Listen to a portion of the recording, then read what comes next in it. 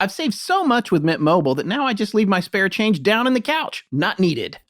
After years of getting ripped off by big wireless providers, there's finally a better option. Mint Mobile is the affordable premium wireless service that you buy online. To get your new phone plan for just $15 a month, go to mintmobile.com/AL.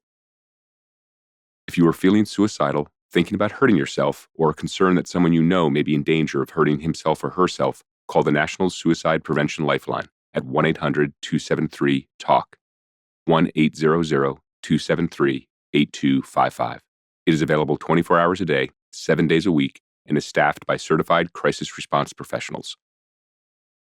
Astonishing Legends would like to thank Mint Mobile, Upstart, Stamps.com, Best Fiends, Wondrium, Squarespace, our contributors at Patreon.com, and you, our listeners, for making tonight's show possible.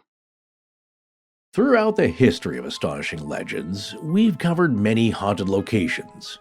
In those stories, we found that whatever seems to be going on with most of them, folks like to point to the presence of a particular entity or perhaps a small group of them manifesting in specific ways.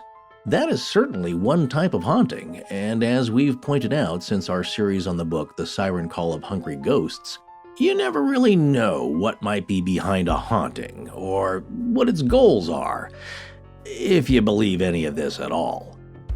There are many other types of hauntings, but there is one type in particular that we'll be taking a look at tonight, the traditional haunting. It's the first kind that usually comes to mind when you think about ghost stories, and most of the time, it centers around some spooky location.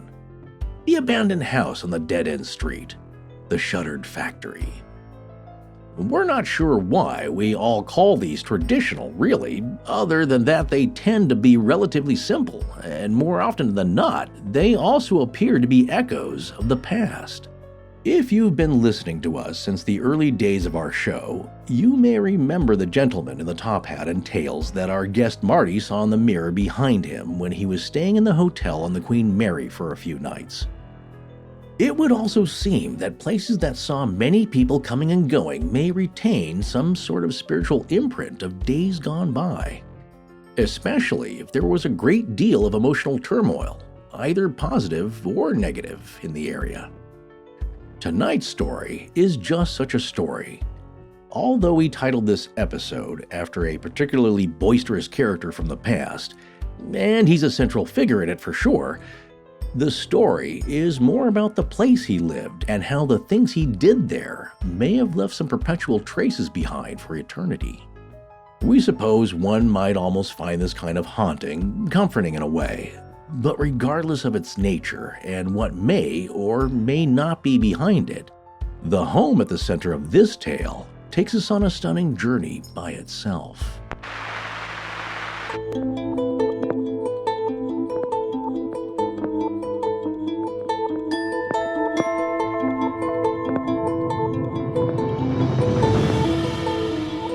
Welcome back to Astonishing Legends. I'm Scott Philbrook, and this is Forrest Burgess. Those gleaming, dazzling parties of his were with me so vividly that I could still hear the music and the laughter, faint and incessant, from his garden, and the cars going up and down his drive.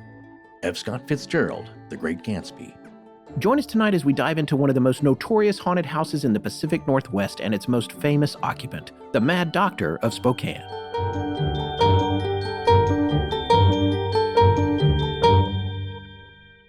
And we're back! That we are, folks. Sounds like we're back in the roaring 20s. I'm going to have to start here. Very good, yes. No, that's what I was going for. That's what I got it. I love it. But Forrest, I do have to start tonight's housekeeping out with a very simple concept. I apologize.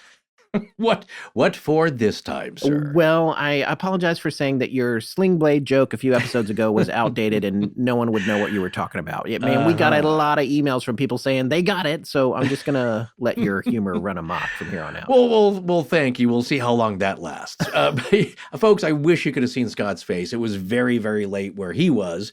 And it was late where I was, but he was just zoning out. But when I did the Billy Bob Thornton impression, his face just went blank, and he said, "No, we're not doing that. We're not doing that." And I think I put him into a trance. But come on, we have a lot of film fans in the audience, ourselves. And yeah, they're going to get this stuff occasionally. Now my goal is to do an impression that nobody gets. Well, I'm sure that won't take too long. Mustard's good too. Mm-hmm. All right, folks, we got a great show tonight, but just quickly, we wanted to thank everyone who got their tickets to the Nashville meetup on August 7th. That thing sold out in 45 minutes. Granted, we can only let 100 people in, but it's nice to know people are that interested in attending, and we're thrilled that Adam and Matt are going to be there from Graveyard Tales too. Which brings me to my next note. We're about to be dark for 2 weeks rather than the usual 1 week. This is actually a normal part of scheduling a bi-weekly show on a year-round schedule. A few 2-week breaks just come up, but even if this one wasn't here, we'd have to take it anyway because we're going to Podcast Movement in Nashville, and we're also having that meetup on the following Saturday. Yes. So after tonight's show, we'll be back on August 14th with a new show, and we're super excited about it because we're going to talk about UFOs in the news, Skinwalker Ranch, and cattle mutilations with our friends Jeremy and Adam, and you're going to want to hear what they have to say because it's pretty fascinating. Okay, so this is a super interesting story. I had a lot of fun researching this, and it's nice because we've recently done a few more stories that were local in nature. I've particularly noticed since I've moved back to the East Coast, really good stories that were here that I wasn't aware of until I got back here. And now we're starting to take a look on the smaller level around the country, too. We're still covering those big stories. We love doing those big famous ones, but every now and then the small town stories have a lot of really fascinating elements to them. Indeed, and you got to do the Phantom Horse of Greensboro, so I thought it was fair and high time we examine something from my neck of the woods. Indeed. What part of the country is that, Forrest? It is eastern Washington, northern Idaho area, but specifically we're going to take a look at what's called up there the Inland Empire. And of course, the biggest city around them parts is Spokane, Washington. Uh-huh. And of course, if you go across the state line into Idaho, which is right next to it, pretty much, you'll hit Post Falls and Coeur d'Alene and Lake Coeur d'Alene. It's a very beautiful area up there. But yes, so Washington State is the dividing line with the Cascades there. And then, of course, on the western side, you have Seattle, Tacoma, those big cities over there. And they're lovely for their own reasons. But we're talking about the Inland Empire here. And for most of those folks out there, when they know that I'm from eastern Washington, northern Idaho, they say, gosh, it's really rainy there, isn't it? Like, no, that's Seattle. So the mountains stop all that. They just think that Seattle's one big rainy state, and it's not. So the area has a lot of Old West history to it. Not as old as you're going to get, of course, in New England or your southern states or really anything just east of the Mississippi. But for its day, there were pioneers out there. There was a lot of development. But yeah, relatively old. One of the oldest things in the area that I remember, of course, is the Mission of the Sacred Heart, or as we know it locally, mostly is the Cataldo Mission. And it's also known as Coeur d'Alene's Old Mission State Park. And it was one of the first structures out there, I believe, built around 1850 to 1853. It is on the National Historic Landmark list in 1961. It's put on there in the National Register of Historic Places in 66. But that's going to be located near Coeur d'Alene, essentially Cataldo, Kootenai County, Idaho. Not that old, but there were, of course, indigenous people for thousands of years before that. So there's a lot of history there, but as far as European history and settlers, it doesn't go back as far as a lot of the stories that we cover, but certainly there's going to be some good stories in there. And it was just as raging during the 20s and the turn of the century. Spokane itself and it's the old pioneer days, there were a lot of shootings. Yeah. In the Old West style. I don't know if this is true, but my dad said at one point there was one shooting a day in the street. Oh, wow.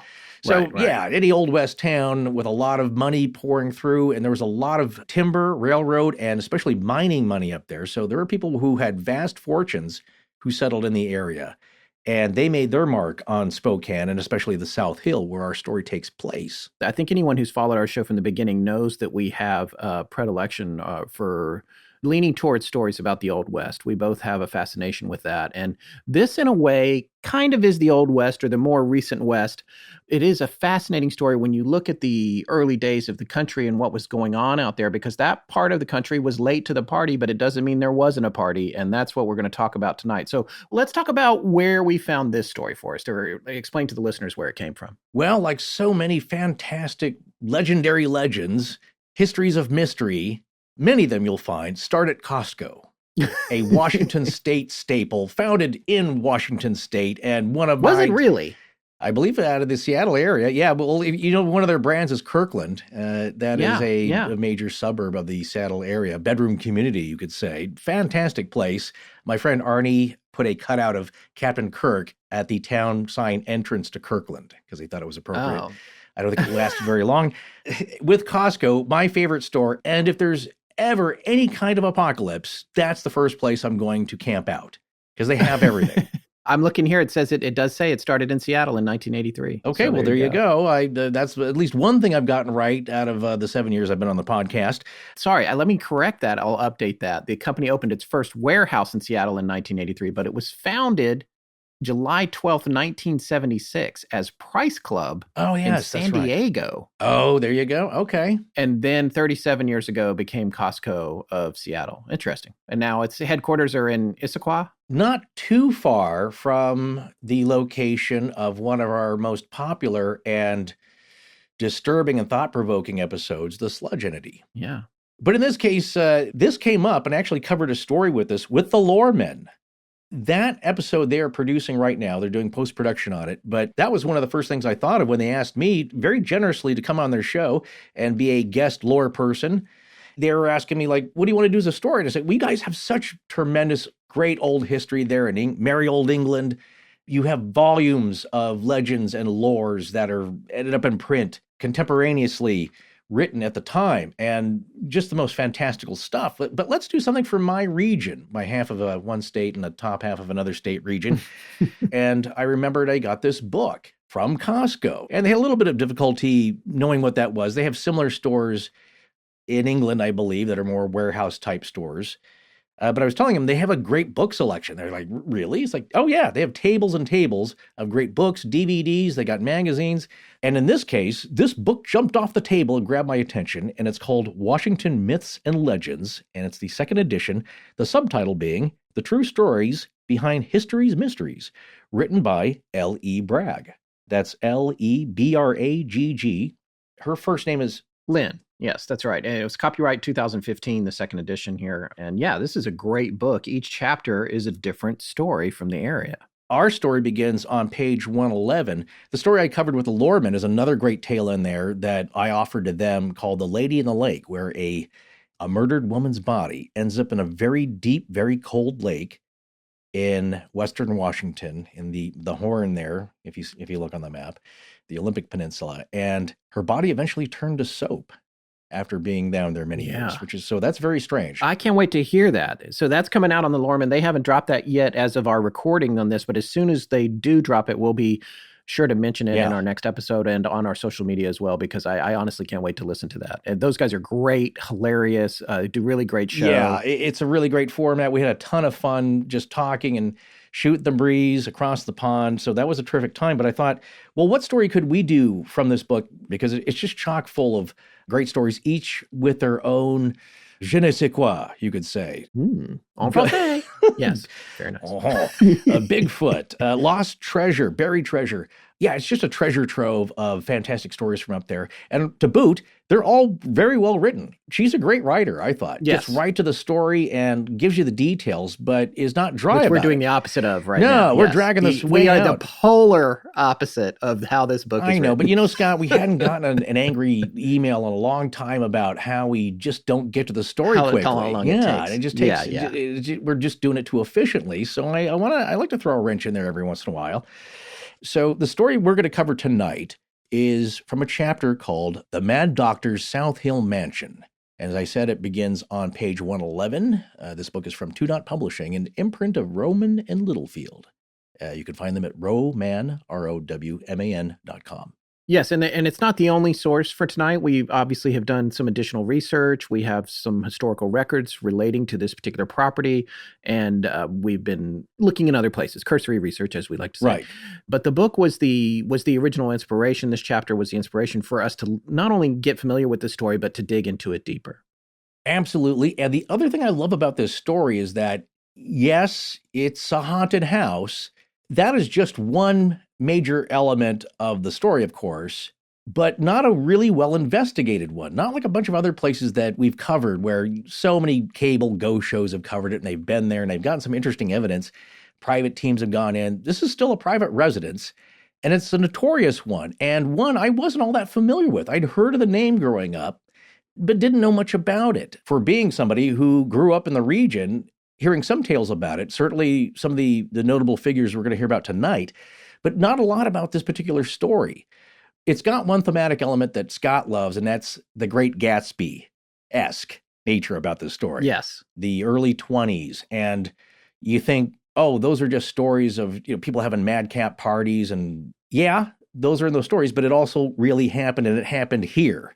And it happened with a guy we're going to discuss who, let's just say he's one of those neighbors that everybody has on the block that is just a troublemaking neighbor with his radio speakers and his wild parties, and just, it was crazy. And it's hard to think that this actually happened in Spokane, but it did. As my son likes to tell me, it seems to me that what's happening today that's got a parallel is these giant, super wealthy YouTubers. They buy these big houses and move 50,000 people in and have a billion parties all the time. And everyone's like, get out of my neighborhood. That is a great analogy, because that happened to friends of mine who live in Encino, California, in the Valley, the San Fernando Valley. Yeah. And they're fortunately not that close by, but they've talked to other neighbors who are closer. Yes, let's say these fellas who are in their early 20s and YouTube millionaires bought a 2-story house and just turned it into a zoo. And there's nothing you can do about it.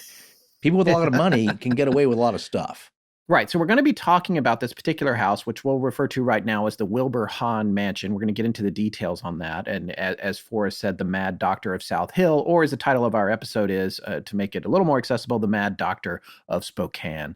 We have decided that we wanted to have a little extra local information, though. So we reached out to a paranormal investigator named Amanda Paulson, who lives in the area. She's familiar with the house, and she's also done some investigations into some other things that our listeners will be familiar with, and had some really fascinating personal experiences. So we're also going to be talking to her tonight. Well, let's start out by getting into the history of the Wilbur Hahn Mansion. And this begins with the marriage of a Ralston T. Jack Wilbur and the heir to the Hecla silver mine fortune, Sarah Smith. In 2006, the Washington State Historic Preservation Office sent an application to the National Register of Historic Places for what they referred to as the Wilbur Ralston and Sarah House, or if we untangle that, the Wilbur and Sarah Ralston House. This application indicates that the house was built in 1916 in the American arts and crafts style of architecture. So we're going to start out here with this background, some history about the house changing hands and the people that were in it. Then we're going to get into the paranormal activity that has purportedly taken place there and the things that people say that they've experienced locally as we get further into it. So through some research, we managed to gain access to some records from the National Register of Historic Places, and we wanted to share some excerpts from that here. It really paints a picture about this amazing home and its history. And I wanted to include that because I think a lot of times when you hear about all the things that are going on, especially at a home that has a big confluence of activity like this one did, you start to understand how there might be some residual things going on all these years later. Now, these excerpts from the application for the Register of Historic Places have numerous bibliographical references for sources that they were taken from for that application, primarily articles from the Spokesman Review. We're going to add those sources where applicable into our show notes for this episode. If I stop to read all the bibliography stuff here during the show, we're going to have to stop down for like 10 minutes because there's a lot of cross-references. But those notes will be on our webpage for this episode. You can look for them there, which sources back all the quotes in various sections. So again, these are excerpted sections of the application to get onto the National Register of Historic Places. Quoting, "The interior of the home features an open floor plan with an expansive great room, basalt fireplaces, and honey-colored natural wood paneling and woodwork. A basalt stone-clad caretaker's cottage and stone garage are built into the rocky hillside at the rear entrance of the property behind the house. The home, garage, and caretaker's cottage are surrounded by manicured lawn, ponderosa pine trees, rocky basalt outcroppings, and designed landscape features made of basalt rock. These include a 2-tiered rock fountain, rock retaining and garden walls, stone steps and stairways, and rocky pathways." We got a lot of rocks up there. Yeah.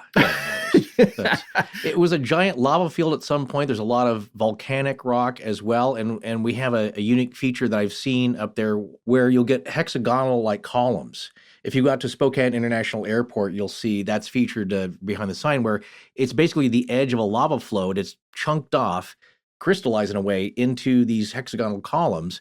So that's pretty interesting. And then some people's backyards, a friend of mine, he had what looked like a giant meteorite, and it's what they call a haystack. It's a lava haystack.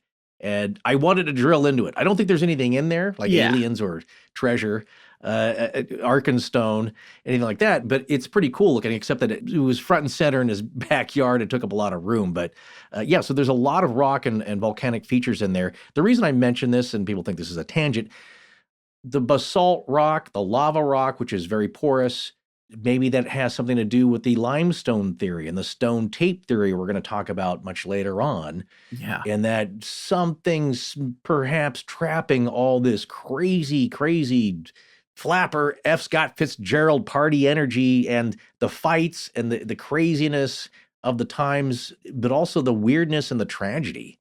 And maybe that has somehow been trapped on this property and in this house. And yes, to be clear to our listeners, and I'm sure many of you know, but for those that don't, basalt is volcanic rock. And if you've ever seen volcanic rock, you've seen it. It's the black rock. And by the way, it is, if you've ever taken a trip to Hawaii and you've visited the Big Island there and been around that volcano or any other volcano, you realize how unwieldy it is. Very difficult to walk on. It's sharp. Yeah. It's really difficult terrain to navigate or do anything on. But it's, which is why it's fascinating that this house has been built out of it. Yeah, it's not as pliable as sandstone, of course, or limestone even. But for my Geology 101 class, that's the rock formation that oozes up from rifts. Volcanic, and especially I think at the bottom of the ocean where they're separating rifts, that is the rock that's usually formed. So essentially bedrock, you could say. Indeed. Where's Micah Hanks when we need him? I know. Right. The property was 4.04 acres in size. Going on to quote the application for the registry a little bit further, the property embodies high artistic values and is a product of Cutter and Malmgren, one of Spokane's most celebrated architectural firms. At that time, Sarah Wilbur was noted as the first female director, the largest individual stockholder, and millionaire heiress of the famed Hecla Mining Company. She was one of the wealthiest women in the Pacific Northwest, with dividends that paid $11,000 to $30,000 a month. And that's back then. Yeah. That is a lot of money for that time period. One of the interesting things about this story, as we started to dig through it and get into Sarah Smith's background, is she was a powerhouse. On June 3rd, 1916, again quoting the application, Ralston Jack Wilbur, a bachelor who sold mining equipment in Spokane, bought the west half of lot number 2, block 3, in the Riverside Addition for $800. The building site was located at the terminus of East 19th Avenue, a few hundred feet west of the Kerner House. That's Koerner.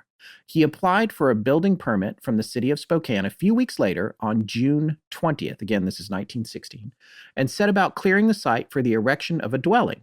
To design the house, Wilbur contacted his friend G.A. Person, that's P-E-H-R-S-O-N, who worked at that time as the lead draftsman and architect for the Spokane architectural firm that we already mentioned, Cutter and Malmgren.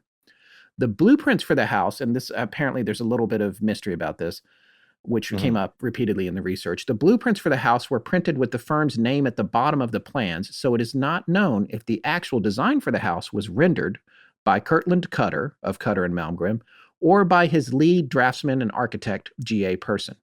The construction cost of the home was recorded on Spokane building permits at $2,500. Now, this isn't the final structure, so that's still a lot of money, but we're just talking about this initial home that was a smaller home that he built.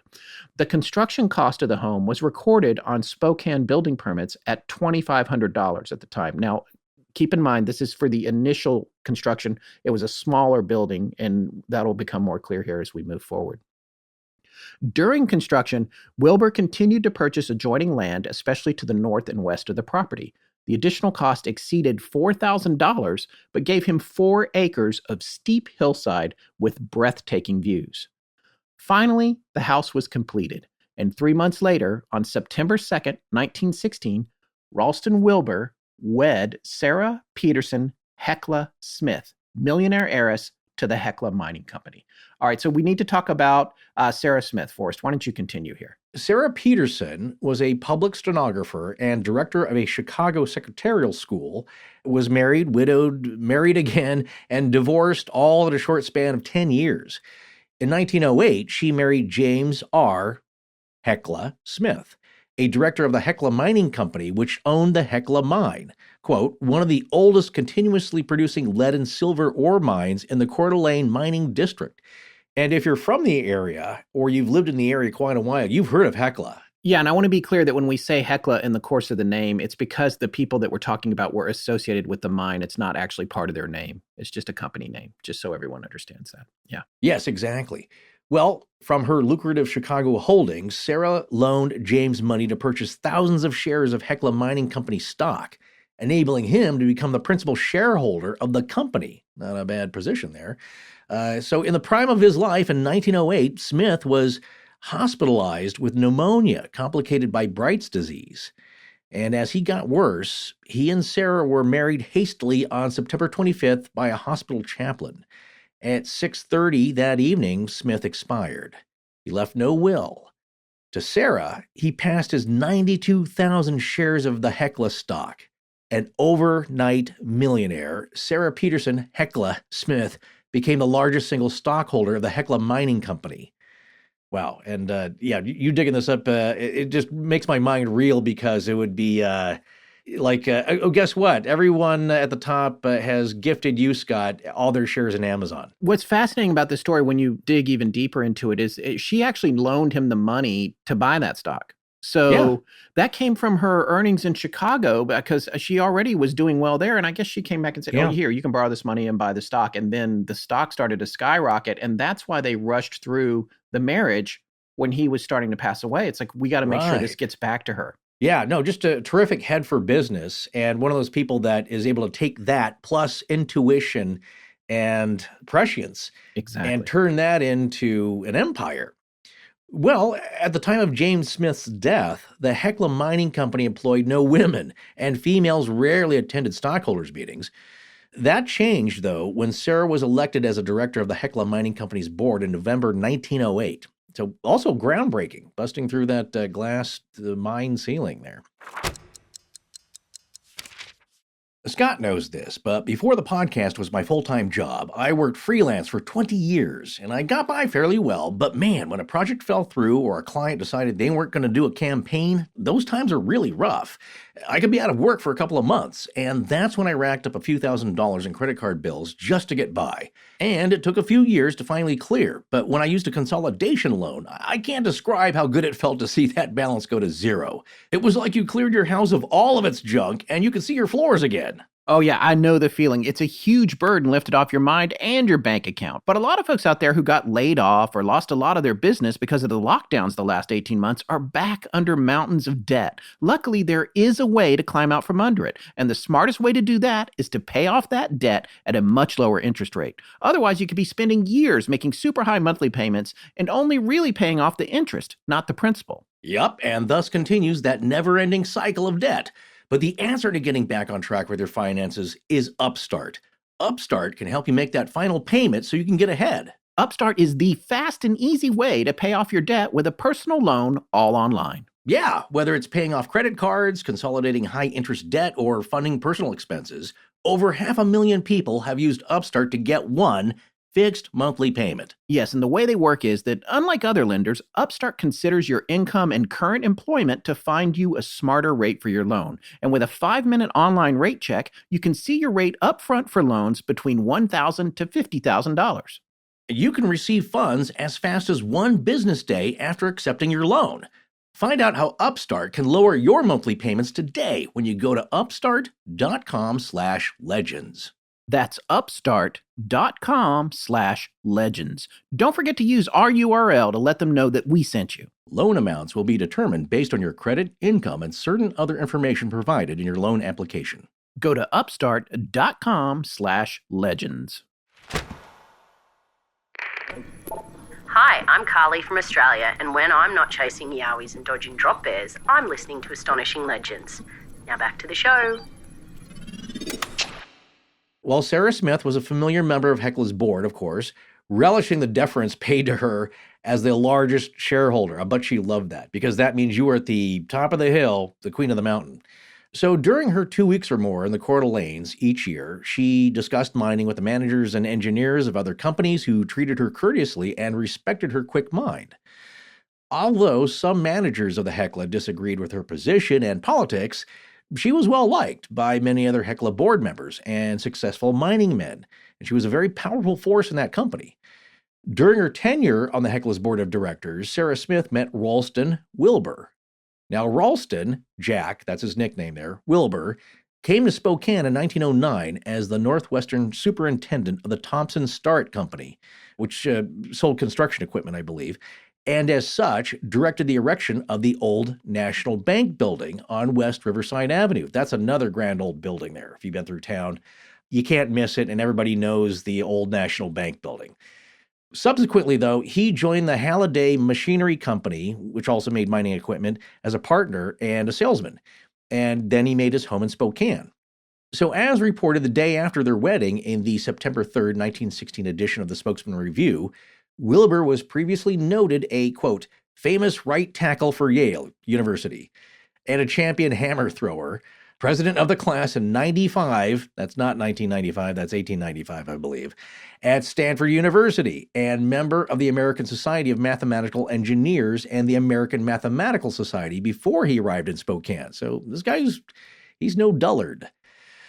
And according to his picturesque personality, picturesque in quotes, the newspaper article noted that Wilbur was involved in, quote, many sensational escapades at Stanford.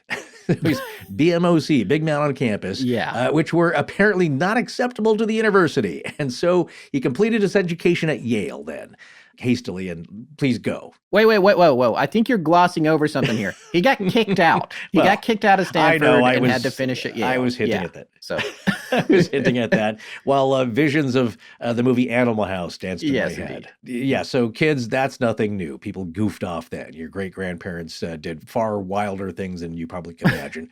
As you can imagine here, though, the relationship between Ralston, Wilbur, and Sarah was anything but serene. So he's a bit of a character and a wild thing.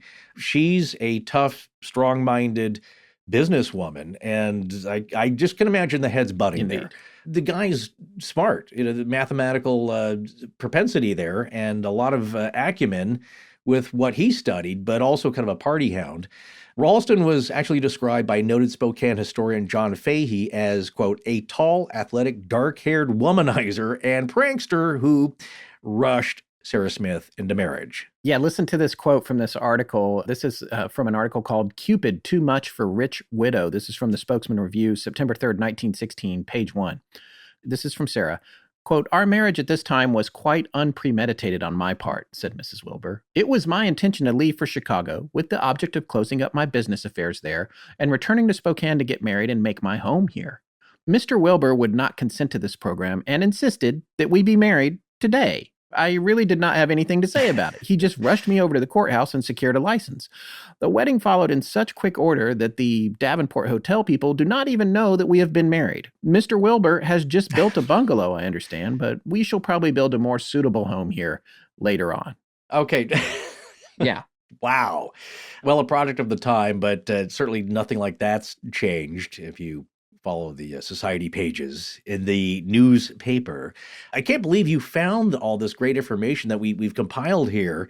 It's the most detail in a fairly sketchy story to begin with, which is, of record, but... Well, I have to give credit where credit's due on this. This application, which is clearly public domain because it's an application for the National Historic Register, but it was prepared by, and I would not contacted this person, but I just want to indicate that the form, it says right on it, prepared by Linda Yeomans, Yeomans. She's a consultant planner for the Historic Preservation Planning and Design in Spokane. So, Linda, our hat's off to you. This is very well written. This application is as well written as many historical books that we've read on other topics that we've done. So it's really well done. And we're just taking excerpted parts here. There's a lot more information, the whole thing, not just about these folks. We focused on the people. There's a lot more about the house itself and the architectural nature of it. That's really fascinating stuff. I'm an architecture nerd. I took some classes in college. I did not finish through on that, as you can see, as evidenced by the fact that I'm podcasting. But still, it's really a fascinating thing to look through. So nice work, Mrs. Yeomans or Miss Yeomans. And it reads like a historical novel of sorts, even though it's an application. She wanted them to greenlight it because there's a lot on the list, and they did. I mean, if I was in charge of I would be like, check, this house is historic. Well, here's the thing. It's not just a building. I mean, buildings, if there are no people who live in the buildings, do they make a sound? Does it matter? Really, it's about the people as well, because that's what makes it historic. Certainly with this as well. It's the people that live there that really give this dish the hot sauce flavor it has. Because there's little tidbits in here about, well, how did they think about it? Because here's what you would call back then and today a power couple. Well, in the description of the bungalow that Ralston Wilbur had just built at East 19th Avenue, the newlyweds affectionately called their dwelling their love cottage. Isn't that nice? It's very nice. And within a few weeks after their marriage, however, Sarah wanted to modify the house to suit her own needs and desires, so she gave Ralston $130,000 to remodel the bungalow. I wish I had that for a down payment now. Yeah. Now. And this is back in those days. That was probably $500,000 adjusted for inflation. A Spokesman Review newspaper article reported the following, quote, previously, Mr. Wilbur had acquired the grounds and erected a small cottage, which was designed by architect G.A. Person, with whom he became friends during the old National Bank construction. After his marriage, Wilbur told Person the sky was the limit and lavish additions were made with marble walls and the interior was paneled with mahogany inlaid with mother of pearl imported from China. Wow. Yeah. So in his mind, he's clearly scored the ultimate sugar mama here, even though, he's doing okay. And by the way, I think I left something out in the early description here that's I want to point back to, because I realized I didn't get a chance to say it. I think I skipped over it in our outline. I wanted to point out that according to the application here, the location for this home that it was built on was created by, quote, ancient cataclysmic events and catastrophic erosion precipitated by a succession of great floods.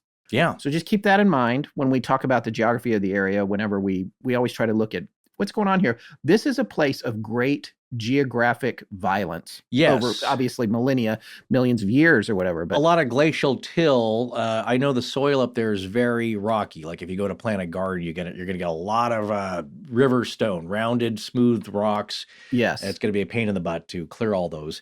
And then also there was the Great Missoula flood. We've talked about this before. I did not look it up for this part because I didn't expect us to cover it, but that was a cataclysmic dam. Yeah, I feel like I've seen 3 documentaries about that flood. Yes, a glacial dam where you're talking about boulders the size of office buildings tumbling down this valley after this glacial dam broke. And it changed the Lake Missoula, I think, is the name of the water event, and it just changed everything up there. So yeah, that's amazing. I saw the graphic you're talking about. I think it's just tremendous force reshaping the geography of the area. Well, coming back to the story here, so they built this huge fancy house, or Mr. Wilbur did, on her dime. However, Sarah was still not pleased with her new home and its remote location at the time in southeast Spokane. The Spokesman Review newspaper reported that, quote, Mrs. Wilbur did not entirely approve of her husband's choice in neighborhood and sneered when he took her to the finished home. As a result, Ralston Wilbur's feelings were so crushed that he rushed alone to San Francisco, rented the second floor of the St. Francis Hotel, and staged a pajama party for 30 couples that drew notice in the San Francisco press, end quote. Wow. And again, here we're coming back to Gatsby. I mean, it's right out of the book. Yeah. The Wilbur marriage began to unravel almost before it began. While Sarah saw to her duties as a member of the board and the first female director of the Hecla Mining Company, Ralston Wilbur spent his time in the company of women other than his wife. Within months after the Wilburs moved into their remodeled home on East 19th Avenue, Sarah sued for divorce.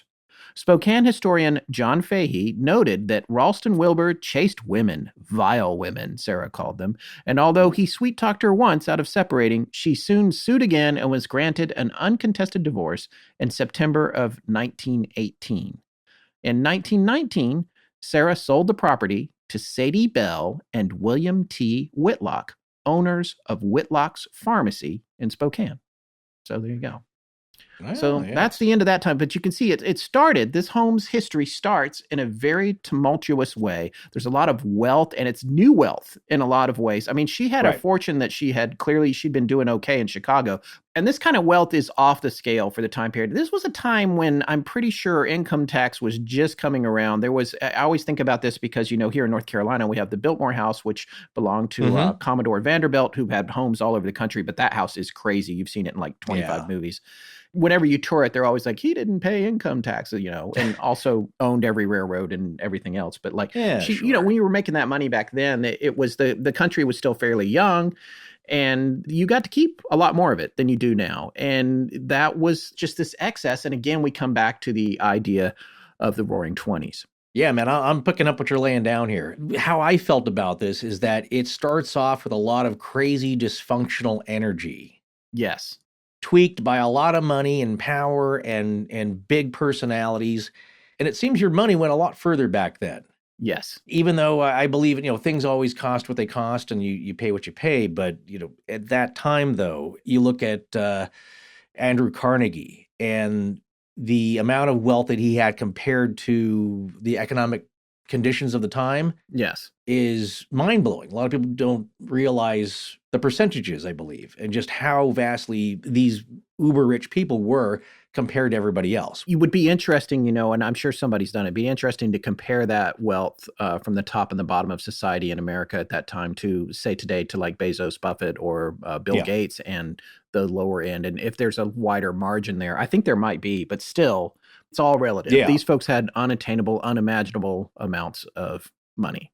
Well, 5 years later, in 1924, William Whitlock, now remember, he is the pharmacist who he and his wife, Sadie Bell, owned Whitlock's Pharmacy in Spokane. So doing okay. He's in the meds business.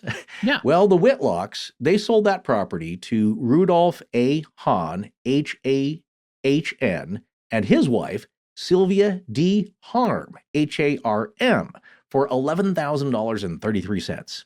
Got to have that 33 cents there. I guess that was recorded somewhere on a deed. But so today, in today's dollars, because I like to do that every now and then, I'm not going to do that for all the numbers here, but that would be $165,000. The deal's not going through if you don't have the 33 cents. I'll wait here. You go back home. Right.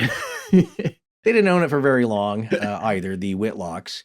I'm not sure what they moved on to, but who knows what they experienced there. Maybe nothing. But get this. So Rudolph Hahn here is the character that next buys the house with he and his wife, who at the time was 32 years younger than he was. And not only at the time, but the whole time they were married, she would have been 32 years. She didn't. Are you sure she didn't catch up? Yeah, I don't think she got up. All right. Okay. I'll go with that for the moment until we prove otherwise. Yeah. Well, you wonder what she saw in him, but he did seem like a fun-loving eccentric. He certainly did love to party. Ooh, we've got a partying theme here. So yes, he also loved to party. And as with some dudes you meet, he seems a bit sketchy. And just when he describes what he does, well, he was previously employed as a barber and then educated as a, quote, electrotherapeutic technician, end quote. Rudolph Hahn called himself Dr. Hahn. Well, you got to wonder about that when a guy calls himself doctor. And his explanation was that, quote, his medical diploma and license to practice medicine were earned after he took a correspondence course. So yeah, did it by letters back and forth, got a medical degree. I would like to take this moment, though, to give him some credit because in the Middle Ages, he would have been a perfect doctor. Right. Read some parchment, boom, you're a doctor. Well, and at this time, it was considered a legitimate medical license, not as revered, but it was considered real. No, and there was another a character, we were just talking about this before we started recording, and I can't remember, he's one historical figure who essentially in the early 19th century, I believe in England, kind of did the same thing where you could take some courses and practice medicine legally with the limited training that you had. And that was not full medical school, but just correspondence that was pretty common back then. It was not really looked down upon, but then it's like, well, you kind of can practice medicine. If you were very exacting about your medical treatment, you might look elsewhere. But at the time, he wasn't then breaking the law. Well, even though he was never registered in Washington State as a medical doctor, Hahn made a small fortune in his electrotherapy practice. And in the Wilbur house, the Hahns were raucous and loud, dedicating their lives to extravagant pranks and parties. Fun-loving couple. At least he wasn't some old fuddy-duddy old dude she married. He liked to kick it up a notch. Well, during the Roaring Twenties, the nights were rare when there wasn't a loud party going on, attended by at least 50 people. And again, like, oh God, that's the nightmare neighbors that you got. And the worst part about it, the dude's got money. Yes. It's like, he can afford this crap going on at all hours of the night. And you complain to the cops, and there's not much that can be done about it. They go talk to him, and he keeps doing it. Well, I read in several places the police turned a blind eye to his, because he had connections. Connections and cash, probably. And he knew people. That's the other strange thing about this. Notables at the time. The well-to-do guest list included flying ace Jimmy Doolittle, that you and I have heard of, who stayed in the house for a week during a 1926 air show and flew planes above and around the house, frightening guests and neighbors with his acrobatic stunts and dives in his plane. Now, Scott, refresh us all, because he is a war hero. He is a war hero, and I want to dive down on this a little bit more later, but he is the Doolittle of Doolittle's raiders who flew an infamous raid over Tokyo in World War II, which was after this was taking place. So as in the run-up to that, he was partying hard here in Spokane and dive bombing this house when they were having the parties, which if that's not Gatsby-esque, I don't know what is. They're having these huge parties. There's loud music. There's, swimming pool, all this stuff's happening. And the party is being dive bombed by what will soon become a World War II flying ace. So it's just unbelievable. Just you had to invent your fun back then, Yeah. It's I'm not sure there were laser light effects yet or any of this other stuff. So hey, who here can fly a plane? Yeah. Take a couple of dive bombs and spins around the house if you would. Yeah. Probably left from Geiger Field, which is the local regional airport there. Yeah, that's what I'm saying. If you want to go to the party, how long does it take you to go down to the airstrip, get in the plane, take it up, do all the tricks, go back, land, get in your car, come back to the party, and be like, that was me. I was just thinking that. Hey, you guys want to see something fun? Here, hold my gin. No. Go first. Go before the drinks, please. Right. Yeah. No. I'm sure. I'm not going to besmirch his Yes, we don't know anything about Doolittle. We're just trying to make a story fun here. Yeah. Think about this in the course of human events and everything being connected. Think about like if he'd have been doing those antics and he'd made a mistake. Yeah. And didn't survive, the whole course of World War II would have been changed. Yeah. If you look at Doolittle's raid. Yes. Well, back to the Roaring Twenties here. During one party, it was said that Hahn drove his car into his swimming pool in front of the house. And later, it'd been filled with dirt so it wouldn't happen again. Yeah.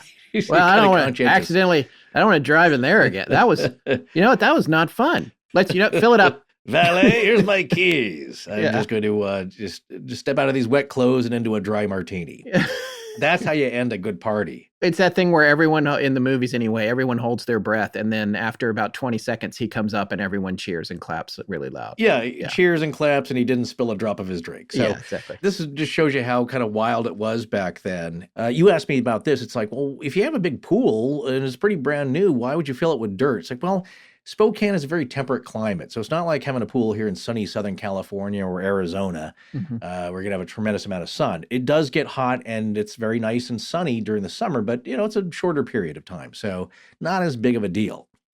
Well, then Mr. Hahn got into horse racing. I mean, he loved fast cars and boats and planes and all that, but horse racing took his fancy, and he let his race horses graze on the lawn in front of the home where the pool had been. Because you got the neighbors like, oh, thank God he's filling in the pool. At least he's not going to be making noise. And next thing you know, it's a pasture. Yeah, right. With racehorses. It's as if the parties in the plains weren't enough to drive his neighbors crazy and mad. Get this. It just gets better. Hahn's love of loud radio finally sent the neighborhood residents complaining to the Spokane City Council and the county code enforcement officials. Because next to his garage, Hahn installed multi-story radio towers over which he received worldwide radio broadcasts. Oh my God. And in addition to the towers, he mounted large speakers in the tall pines behind his house and boomed his radio from early morning to well past midnight. I feel like perpetually in history, I'm the guy that lives next door and stands in the yard angrily pointing at my watch when all I really want to do is be invited over. Yeah. Do you know what time it is? I am trying to sleep. I will be quiet for a flask of gin, sir. Yeah. Well, I'm complaining about the guy who lives in the apartment building next to me, and we have that little alleyway, and I think he's an older gentleman who's probably hard of hearing, but his window is always wide open, especially in the summer. Yeah. And it's NPR from about 7 a.m. until the late evening. Cranked. Not the late evening. It's just loud. The only good thing about it is that I do love NPR shows. Yeah, yeah. It's radio, like wait, don't tell me. Yeah, but I can't hear everything, so it's just murmur, and I can hear laughter. On the radio. It's just not ideal. So Han here just wanted to hear his radio wherever he was on the property. You know what? I have been to fancy people's homes with speakers in the trees. So I get this guy must have been the pioneer here. Yeah, he just wanted to hear radio. The problem is that you could hear it for blocks away. One place I read miles, but I don't know if it was really that loud. It's just crazy. And, you thought the old crazy guy who's got the ham radio tower in his backyard, and you thought that was unsightly. At least he's inside on the radio. You can't hear it. It just looks like a 30-foot tower with guy wires coming down. And just, maybe he's an eyesore, but at least he's quiet.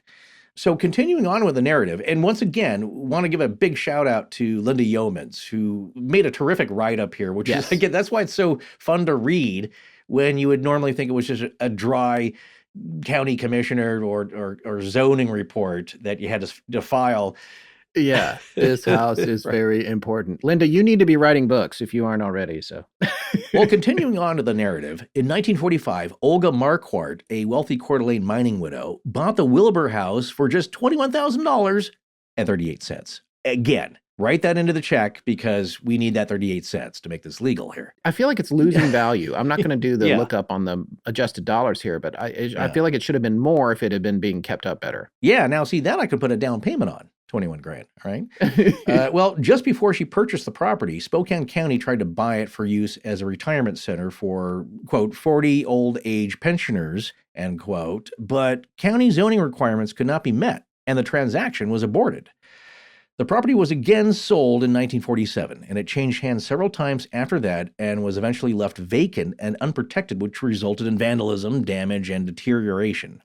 So, in 1992, Dr. Frank Ditto, a Spokane physician, and his wife Stephanie Ditto bought the property for $181,000. Okay. That's a pretty good bargain for back then because, it's almost 4 acres. That's a lot of land. And at this point, it had been vandalized. I mean, we're talking about a major fixer-upper here that's going to need probably a ton of work. It had been in deterioration for quite a while, and so that's a starting price. You're going to put another probably $50,000 in worth of repairs. Well, the Dittos spent $115,000 for remodels to the house and for reversing the effects of damage and deferred maintenance to the house, garage, and caretaker's cottage and grounds. And so that's another thing I always tell Scott. It's like I could inherit or just win a giant mansion, but I could not afford to keep it up.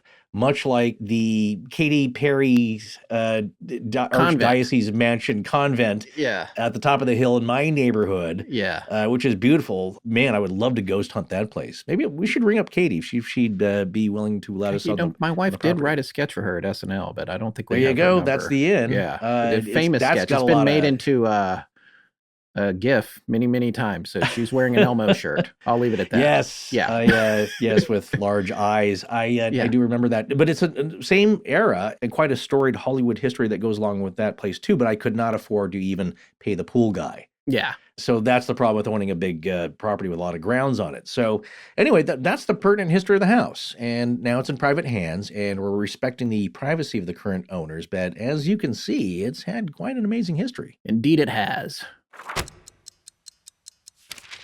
Stamps.com has returned as a sponsor of our show, and frankly, I am thrilled. Thrilled? Yeah, it's just so easy to use. I have blank stamp sheets that I put in my printer, and anytime I run out of postage, I log in, pay for a little more, and print it out in minutes. I don't have to go to the post office anymore or try to remember to get them in the checkout line at the grocery store, which I always forget anyway. Well, they do make it pretty easy. You can mail and ship anytime, anywhere, right from your computer. Letters, packages, whatever. And on top of that, you pay less, a lot less, with discounted rates from the USPS and UPS. Stamps.com saves businesses thousands of hours and tons of money every year. But, I love it for personal use too, especially when you need to send a lot of mail out. It really couldn't be simpler, and they've got the printing process nailed down as well, because once you put in the serial number of whatever blank sticker sheet you're using, it just knows what to do with the layout. There's no futzing around with making sure the postage is printing in the right place on the stickers.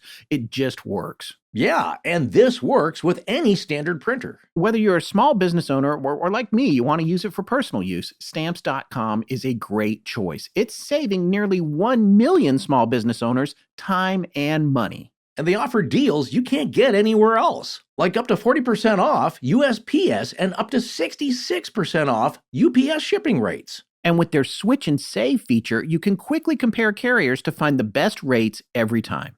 Stop wasting time going to the post office and go to Stamps.com instead. There's no risk. And with our promo code ASTONISHING, you get a special offer that includes a 4-week trial, plus free postage and a digital scale. No long-term commitments or contracts. Just go to Stamps.com, click on the microphone at the top of the homepage, and type in ASTONISHING. That's Stamps.com, promo code ASTONISHING. Stamps.com. Never go to the post office again.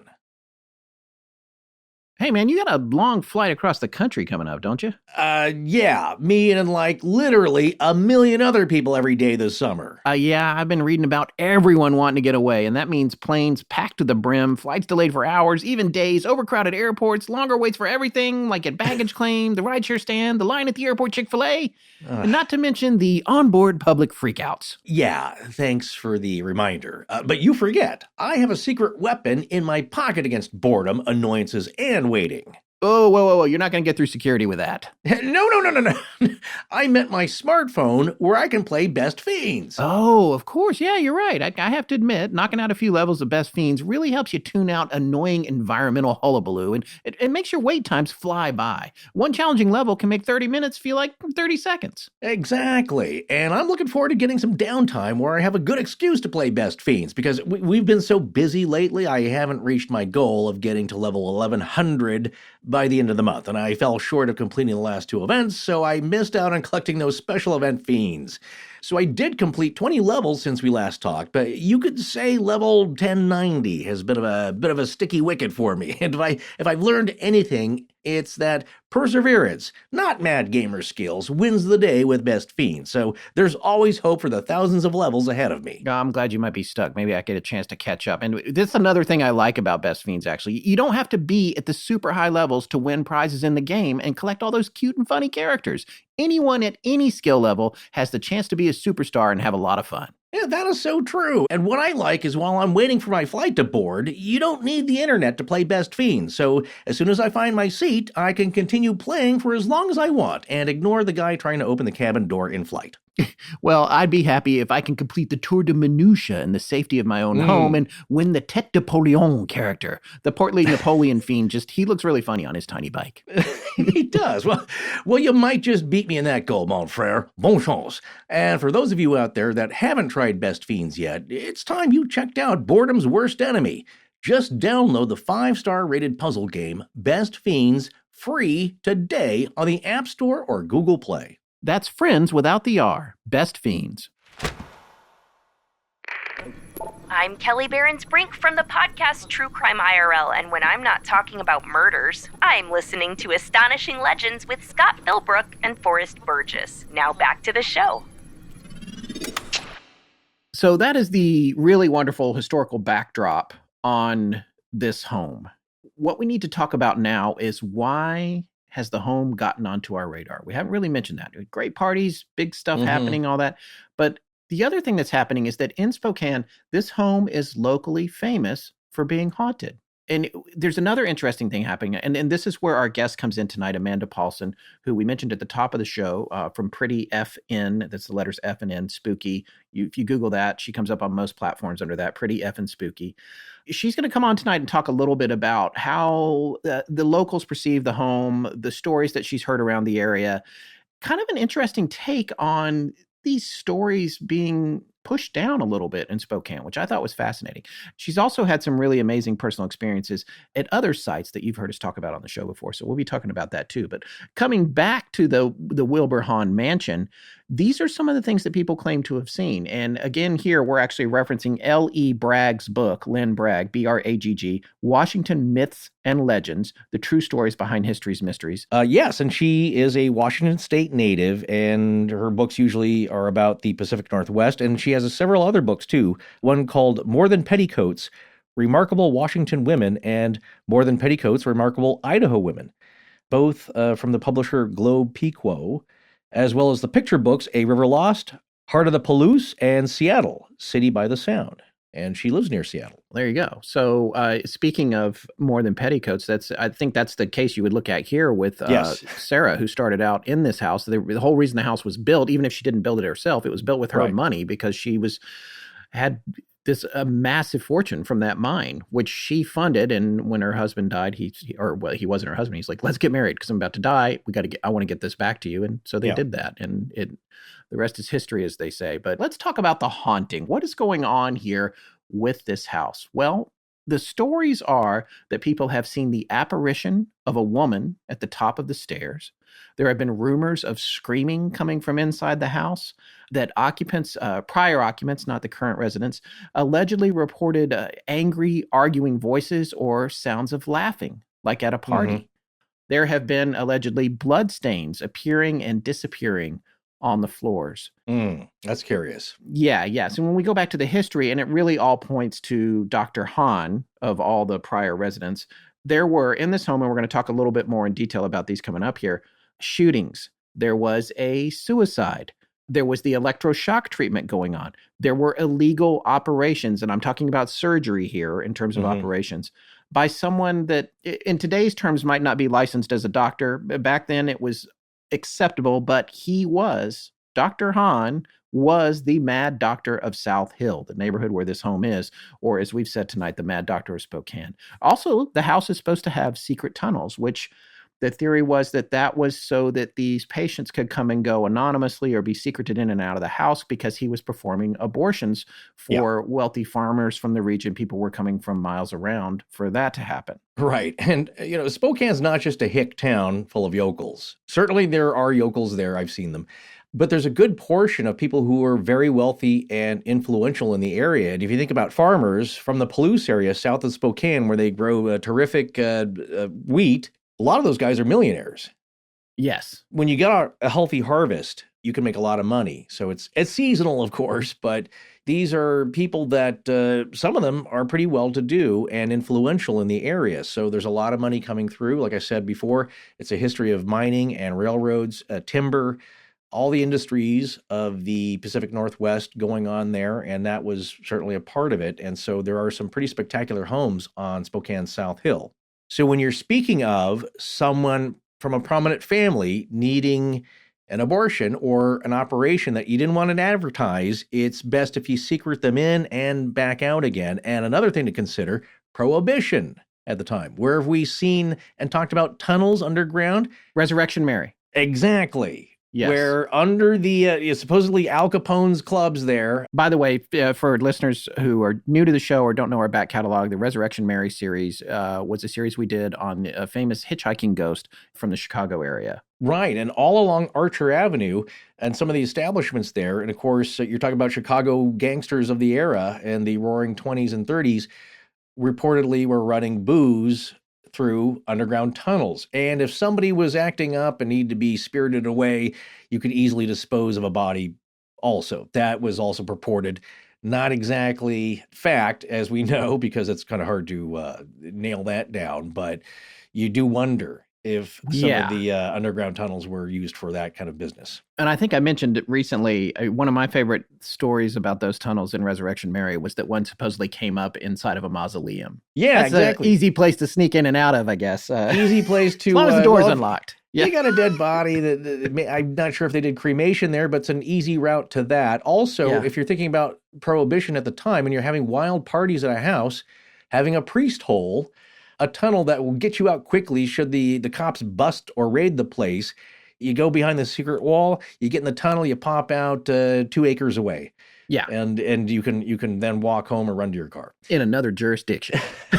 Well, but the idea though is that if shady things are going on, tunnels are a good thing, and also secret panels and secret walls, and also that leads to what of ill-gotten gain? Buried treasure. And there's a rumor that Dr. Hahn had buried treasure hidden on the site somewhere. It was unverified, but he had an absurd amount of wealth from his operations. And when I say operations, I'm using that word in two ways. The operations, the actual surgical operations he was conducting, the illegal abortions, also the electroshock therapy, the other things he was doing. I had some speculation relating to Prohibition that we'll talk about here in a minute. But before we get to that, Forrest, I just wanted to let you know that because you said the word yokel, I was greatly concerned that maybe the word had been canceled or that we would be canceled. Oh, I'm sorry. But apparently it's safe to say yokel for now. But 2 years from now, when people look this up again and they'll say, they said yokel and we're done. So I just wanted to, on the Wikipedia page about yokel, which was the only place I could think to look it up, it said in the British TV show, The Two Ronnies, it was asserted that despite political correctness, it is possible to poke fun at yokels as no one sees themselves as being one. So, well, that's true. And another thing that gets me off the hook, and write all the emails you want, but I'm from the area. So I know the people. I've been through all the towns in the region. I born and raised there around that area. And I will tell you, yes, like everywhere else, there's you have a mix of people and of all creeds and colors and whatnot. And and then some of them are going to be fun-loving goofballs. Yeah, nobody's more fun at a party than a yokel, I'll tell you that. Let's come back around. We covered a lot of data here. So I wanted to go back over some things just so it sticks. Remembering now that the house was built for Sarah Smith, a widow and heir to the empire built from the Hecla silver mine by her husband that when she was remarried, because she had been married before. Her husband, Ralston Jack Wilbur, was 16 years younger than her. That's the other thing that's interesting. I want to point that out. I wanted to come back to her first husband, James R. Smith, or John Smith. This is from the Hecla Mining Company's webpage today. It is still around. Quote, James R. Smith was the first president of the company. In 1904, Hecla Mining Company moved its headquarters from Washington to Idaho.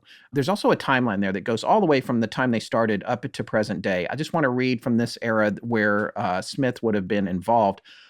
In the 1910s, it says Hecla's last dozen mules from a much larger team once used underground to haul ore cars and supplies were retired, thanks to the availability of electrical power. Also says there, Hecla stock begins trading on the New York Curb Exchange, later the American Stock Exchange, on September 23, 1915. With the listing, Hecla begins printing an annual report, which previously had been a typewritten statement from James McCarthy's handwritten draft, one of the early directors or presidents of the company, I suppose. To bring us up to the present day, in 2020, Hecla hit annual revenue of $691.9 million, the highest in the company's history. Another record was also set in 2020. The all-injury frequency rate, AIFR, reached 1.22%, the lowest in company history. So I guess they're running pretty safe operations now. Additionally, Hecla is known as mining a third of all the silver produced in the United States. Now, and it's not just, I want to be clear about this, you have to read the rest of the history to know this, which you folks obviously haven't done, but I did take a look at it. It's not all based on just the mines right there near Spokane. Since this company started, they have bought, acquired, and merged with lots of mining companies all over the world. They have operations everywhere now. So that's how their revenue is so great. But I thought that was interesting. I wanted to come back also to some more details about Mr. Hahn, Dr. Hahn. Dr. Hahn moved into the house with his second wife, maiden name Fly, Sylvia Fly. She's listed somewhere, but we went to Ancestry and looked this up as her last name being I-L-Y, but most of the sources said that it was Fly. She was 32 years younger than him. A 1920 census shows Randolph as being 53 and her being 21 in 1920. His first wife was a woman named Annie Theis, Theis. It's also written in some entries online as Tico, T-I-C-O, but I believe that it's Theis based on research on Ancestry again. Annie Theis was born in 1898. She married Randolph Hahn on January 28th of 1919 when she was just 21. We found conflicting reports about these details with regard to the kids, but it seems that Annie and Hahn had 5 children, Grace, Myrtle, Harold, Rudolph, and Florence. But in the 1920 census, those kids were no longer living with him now that he was with Sylvia Fly. So it seems like he left that whole first family and all those kids behind, most of whom, although one appeared to have passed away rather young, the rest of them seemed to live a pretty long time, into the 60s and 70s in some cases. So they put about $50,000 in improvement into the house. That would be $800,000 in today's dollars. They added the swimming pool, which they then, I guess, took out after he drove into it. They added gardens with fountains, if that's accurate, ornate statues, again, secret walls and passages, supposedly secret panels and passages. And again, his income, according to most of the historical information we could find, came from electroshock therapy for wealthy clients. I wanted to look into that a little bit. And here's what's interesting about that. They said it cured everything, including cancer. And Ellie Bragg writes in her book with her chapter on this house that he would say 1 drop of blood would allow electroshock therapists to diagnose maladies and then prescribe shock treatment. The income from this was up to $2,000 a week, or today, $32,000 equivalent. The secret abortions for wealthy clients also bringing in a lot of money. He loved, as we said, fast cars, boats, race horses. He had multi-car garage with always at least 2 extravagant and stylish cars. We told you about the parties and the radio towers. Alcohol also, again, flowing during Prohibition. That was from 1920 to 1933. I want to read some information from an article by Paula Mejia connected to Atlas Obscura from their website Gastro Obscura, which is pretty fascinating. Back at the time, I guess she was an editor there. She's no longer writing for them. We have a link to a current profile for her if you want to check that out. But the article was called The Lucrative Business of Prescribing Booze During Prohibition. And I thought this was interesting because I wondered if there might be a connection here to additional income for Dr. Hahn. So this is about medical liquor, and this is how these prescriptions worked. And this is Paula Mejia's quote from her article. Physicians wrote an estimated 11 million prescriptions a year throughout the 1920s, and Prohibition Commissioner John F. Kramer even cited one doctor who wrote 475 prescriptions for whiskey in one day. It wasn't tough for people to write and fill counterfeit prescriptions at pharmacies either. Naturally, bootleggers bought prescription forms from crooked doctors and mounted widespread scams. In 1931, 400 pharmacists and 1,000 doctors were caught in a scam where doctors sold signed prescription forms to bootleggers. Just 12 doctors and 13 pharmacists were indicted, and the ones charged faced a one-time $50 fine. Oh. Yeah, so it's not too bad. Selling alcohol through drugstores became so much of a lucrative open secret that it's name-checked in works such as The Great Gatsby. Historians speculate that Charles R. Walgreen, never heard of him, right, of Walgreens fame, expanded from 20 stores to a staggering 525 stores during the 1920s thanks to medicinal alcohol sales. I had to wonder if Dr. Hahn was maybe doing that as well, because no one talks about it, but I'm not sure it would have made the press. Yeah, it's secretive stuff, and but it seems, at least in the San Francisco area, shoplifting is steadily declining the Walgreens empire. Yes, but here's the little modern day perspective. I want to read this article. This is from USA Today. This was published on June 11th, 2013. Byline is Donna Linewand Ledger, or Legger, Leger.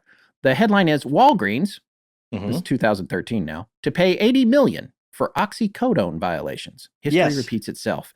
Walgreens, the nation's largest drugstore chain, will pay $80 million in fines, which is, by the way, nothing to them, $80 million in fines to end a DEA probe into allegations it allowed millions of controlled substances, including the highly addictive painkiller oxycodone, to reach the black market.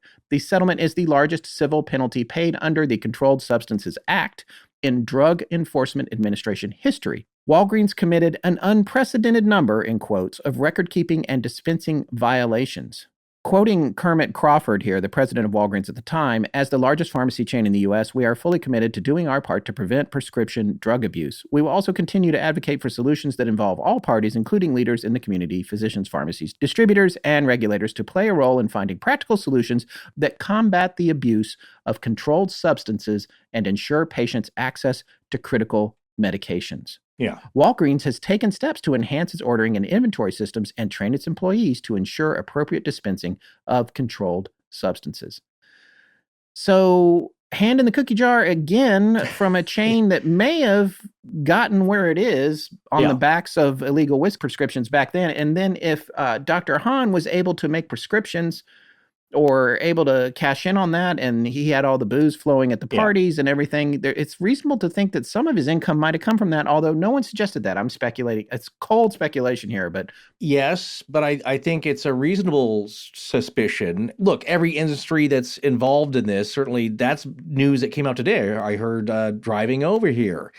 The pharmaceutical industry, yes, was in partnership with a lot of shady doctors who were getting kickbacks for creating the opioid crisis that we're facing now for the last decade. So you're right. It's nothing new where there's a lot of bucks to be made.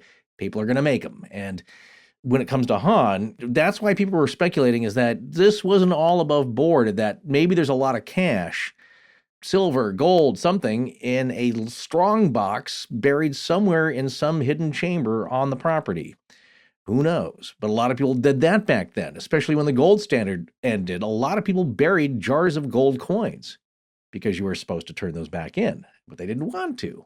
Yeah. So it's funny, an old history professor, Mr. Trainer, he said his father, who was elderly at the time, would spend about an hour every day in his retirement looking for a jar of double gold eagles that he squirreled away in the house somewhere and could not remember where they were. Oh, my goodness. Because he did it back when the gold standard ended and people had to turn in they were supposed to turn in their gold coins or exchange them, of course. And a lot of people didn't. And he just couldn't remember where it was. So every day, he spent a little time looking for it. So, it's not unlikely that there is some ill-gotten gains buried somewhere on the property, that he made a lot more than was known, and also using every avenue to turn a shady buck. Because you got to figure, look, if you're doing underground abortions and electroshock therapy, this quackery, you're not going to say, oh, illegal booze? No, that's across the line. I'm sorry. Yeah. No, I will not do that. I respect prohibition. Like, of course, you're also throwing parties there. Why do you think the parties were so raucous? It's not because people were amped up on hot jazz. They're drunk.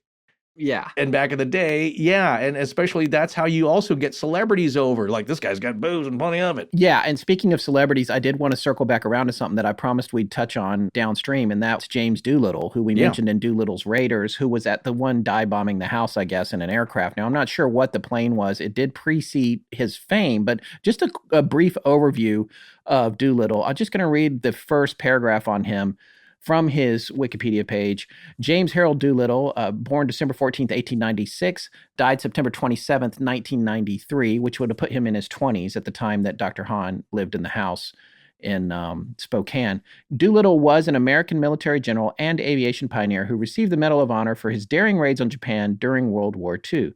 He also made early coast-to-coast flights, won many flying races, and helped develop instrument flying. But what he became famous for in World War II was called the Doolittle Raid. Again, this from Wikipedia, also known as the Tokyo Raid, was an air raid on the 18th of April, 1942 by the U.S. on the Japanese capital, Tokyo, and other places on Honshu during World War II. It was the first air operation to strike the Japanese archipelago.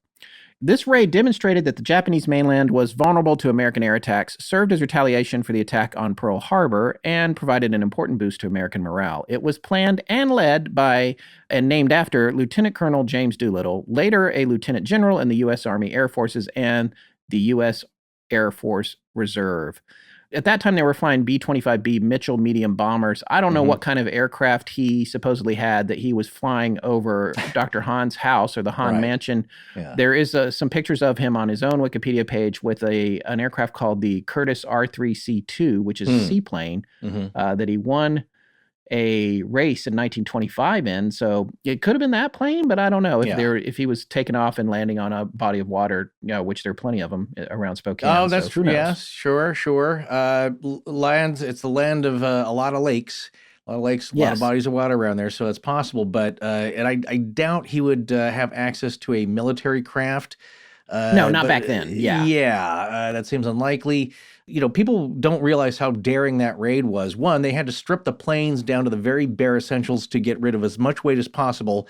And also, we didn't have long-range bombers, so they could only go one way, loaded to the gills with fuel, which means that they all had to ditch in China, which they knew they'd be possibly killed or captured. Yeah, and the strangest thing about that is, I've heard of Doolittle's raid, but I didn't know what it was because it's an easy name to remember, Dr. Doolittle, whatever. And but 3 days before we were recording this, I was prepping for something or whatever. We were doing shows, recording, doing research. I was worn out, and I went to go to bed down in my room. I turned the TV on, and I'm just flipping channels. I'm like, I'm just going to watch something for 10 minutes till I get sleepy. I flipped over to HBO. Midway is on, the movie that's, I think, came out in 2000. Let's see, you got it right here, 2019. Oh, but talk about the 70s one that I grew up with. Yeah. It's a remake of that one, I guess, or another version of it.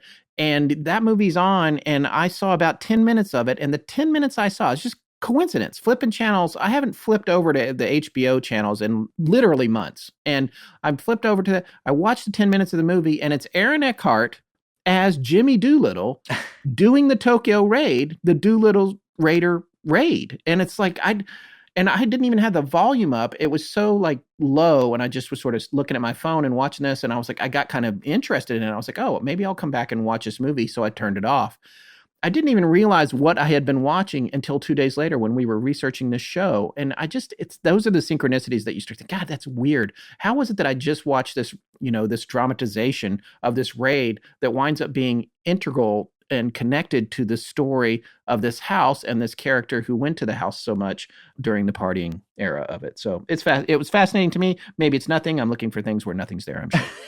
But I'll take it. Yeah, you'll take it. Take it. The movie was. I think it may have been in sense around, but it was a formative movie growing up. And the Battle of Midway itself, that you're talking about later, was that turned the tide of the war in the South Pacific. Well, and that's what I was saying. If he'd have died goofing around at that house, at Dr. Hahn's house, the whole course of World War II probably would have changed. Yeah, it's fascinating when you look back on that. Okay, I want to come back for a minute, though, to Dr. Hahn and the illegal abortions. That was an ongoing thing that he was doing in the basement of that house. And there were times when it led to trouble for him. Well, it turns out in October of 1929, he actually was charged with an illegal abortion on a high school girl from Idaho. The allegation states that I think she nearly died. I'm not sure if she did. I don't think she passed away. She was a wealthy farmer's daughter from neighboring Idaho, not too far away. In court, he admitted that his medical diploma and license was via a correspondence course. And we've talked a little bit about that. I'll be talking about that more.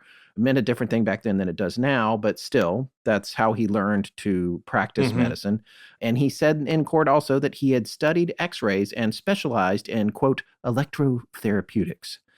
So whatever happened with this trial, at the end of it, he was acquitted for insufficient evidence. Yeah, there's a lot of reasons that would just be speculation on our part, but you could say wealthy influence.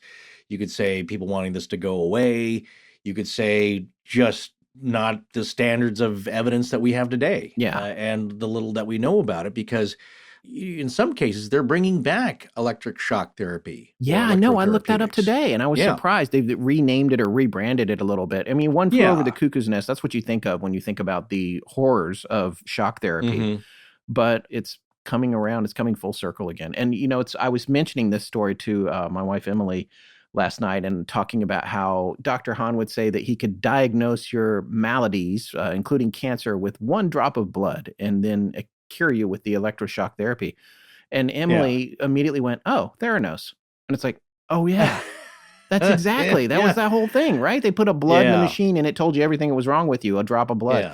Yeah. History repeats itself. There's a lot of recurring themes in this. Yeah. Well, and here's another thing I wanted to touch on, which I thought this was pretty amazing too. This had to do with the divorces between Rudolf Hahn and Sylvia. They actually filed for divorce against each other 3 separate times. It's like the War of the Roses here. She actually filed in 1932 claiming that he abused her, and there was evidence of that. And she said, and this is going to come back, so I want you to pay attention to this. She apparently said during that divorce proceeding that Dr. Hahn threatened to run her through with a sword and had chased her through the house with it. He had a massive collection of antique weapons. And So that might be some foreshadowing there. So anyway, Yeah. they divorced in 32, remarried in 33. According to Ellie Bragg, I think that Sylvia was quoted as saying, keeping in touch by phone was too expensive. So that was the reason they got remarried. You know what? Again, nothing changes. This sounds like, let me ask you this. You don't have to answer honestly. Have you ever met one of those couples, and they're kind of peripheral friends and you just like, I wish they would get divorced. They're just so tumultuous and yet they keep coming back together. And, the other groups of couples with friends are like, oh my God, you guys argue so much. Just stop this. Yeah. But there is some weird attraction where as much as they seem to hate each other, they can't, it's a violent mix of attraction and repulsion. It's like that old Star Trek with that dude that has like the face is like black and white, and then he's trapped it for eternity in the tiny UFO in the time rift. Anyway, I get 2 months after they remarried, Dr. Hahn appeared in court with broken ribs, and Sylvia admitted her guilt to that she had broken his ribs. She got a 15-day suspended sentence. Dr. Hahn had no culpability that time around. And in 1934, he filed for divorce, and then they reconciled again. Oh, boy. They deserve each other in a way. It's a yo-yo thing going on here. Well, now we'd like to bring in our local expert on this topic. Her name is Amanda Paulson, and she's a paranormal investigator who actually lives in the Spokane area. And she agreed to come on and have a conversation with us about not only this house, but some of the other things going on in the area. And she's got some pretty cool stories to tell. So we're going to queue up just a little bit of that conversation now. Okay, so Amanda, thank you so much for joining us, especially on short notice. We only just reached out to you like 2 days ago. We really appreciate you coming on the show tonight. Yeah, thank you so much for having me. I'm really excited to be here. Before we get into tonight's topic, why don't you tell us a little bit about your background and how you became intertwined with the Spokane area? Okay, so my family lived in Montana.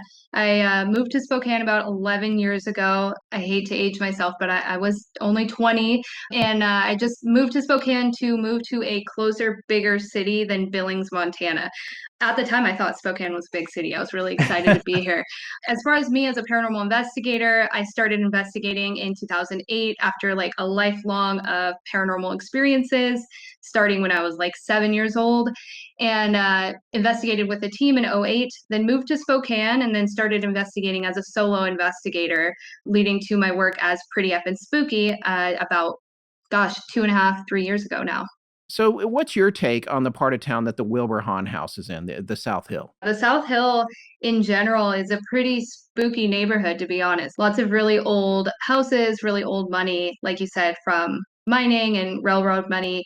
But yeah, 17th Avenue in particular, it's a big avenue. I feel like I'm not giving away too much there. I mean, anyone could look this up. But 17th Avenue, where this house is located, I have been on, and I have creeped my way up as far as I can get to the house before, to the lawn. And so, yeah, it's a pretty spooky place.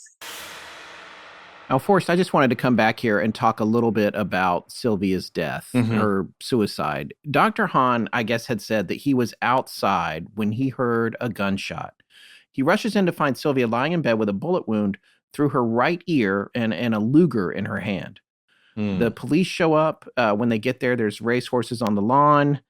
Dr. Hahn is exceedingly drunk. Author L.E. Bragg states the bedroom had multiple bullet holes in the wall and that the lock had been shot off the door. So the cops interrogate Hahn, but eventually the coroner's jury concludes that her wound was self-inflicted and he was free to go. And it was ultimately declared a suicide. And according to the research that we found, part of that was due to the fact that there were powder burns on her hand. So it did seem like maybe she shot herself, but there's more going on here with these bullet holes. I wanted to talk to Amanda about that too.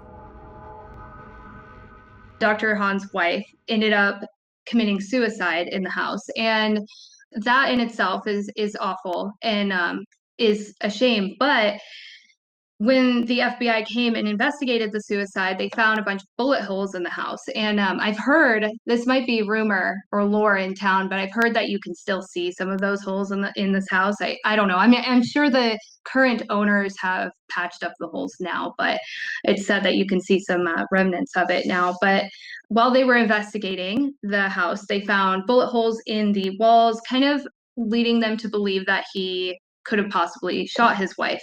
But what it was, they found, was that he would just shoot around his wife's head and try to scare her. They would get into really heated arguments, and it just wasn't good between the two of them. And they ended up ruling it a suicide in the end. The other thing that I think might have been misconstrued is I don't think the electroshock therapy was taking place in the home. I get the feeling that he had an office or something, but the thing that was happening there, because it was illegal in the basement, was the abortions. And there were rumors of drainage systems put into the house for that, and that they were happening in the house. And there was a secret passage so that they could sneak these clients in and out for these illegal procedures. We thought Amanda might know something about this too.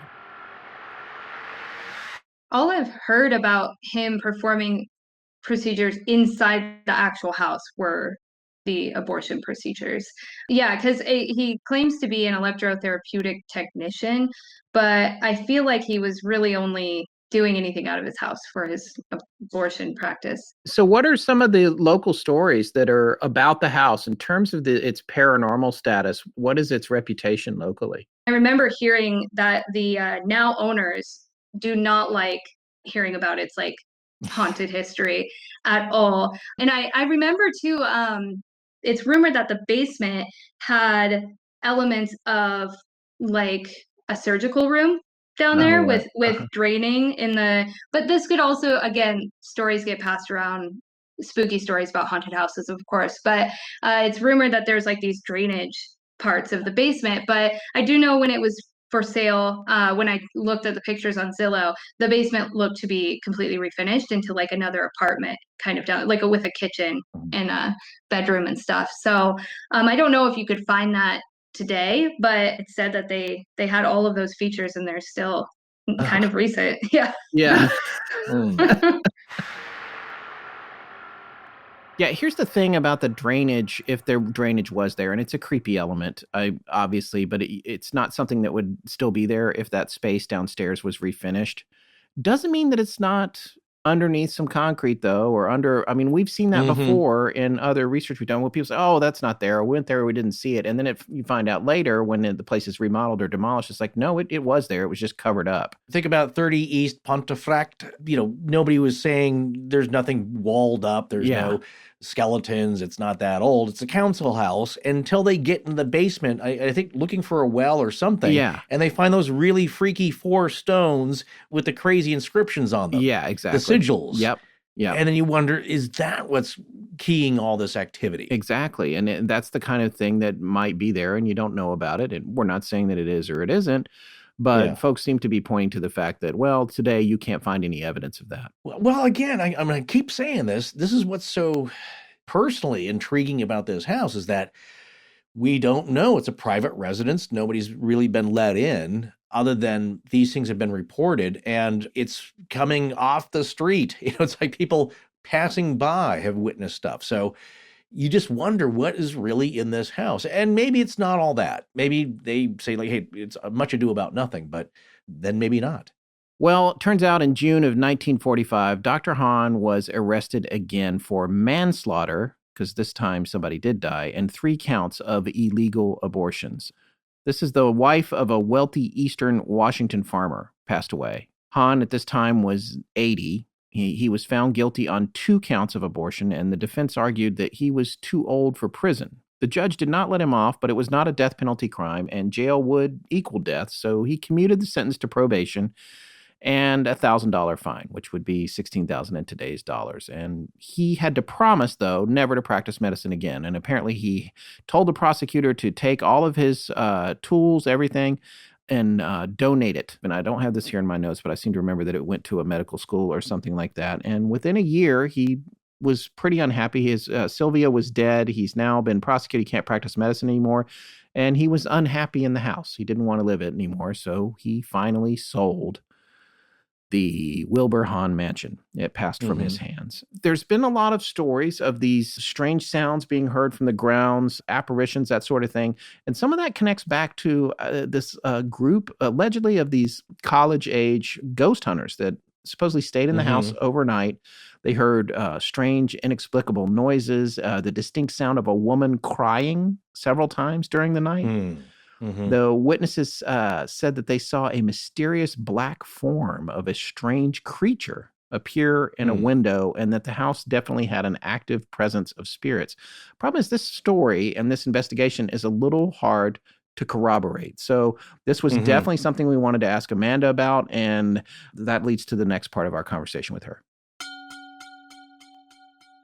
So what kind of reputation does the Wilbur Hahn house have locally these days? Like, have there been any paranormal investigations there? So it's rumored that a ghost hunting team back in the 90s or possibly early 2000s is more likely with ghost hunting, that they were able to investigate the house probably before anyone lived in it while it was vacant for a period of time. And it's said that there's been like shadow figures seen in the house. The most common activity around the house is like phantom noises. These noises of parties that had happened, kind of residual energy hanging around, not just inside the house, but also outside of the house, in the yard. Noises like music and people laughing and stuff like that. So there are lots of ghost stories around the Hahn mansion. There's also lots of rumors about what inside the mansion looks like that it looks downstairs like how it did when he was performing different kinds of, I don't know, procedures or surgeries down there, and bullet holes in the wall. So there's lots of lore in Spokane about the Hahn mansion, but it's really quite mysterious because no one that I know has been inside of the mansion unless they were trying to recently buy it. So no recent ghost hunters, to my knowledge, have gotten to investigate the Hahn mansion, but I have heard from other people that I know that are into the paranormal that you can hear these phantom noises from the sidewalk down 17th Avenue.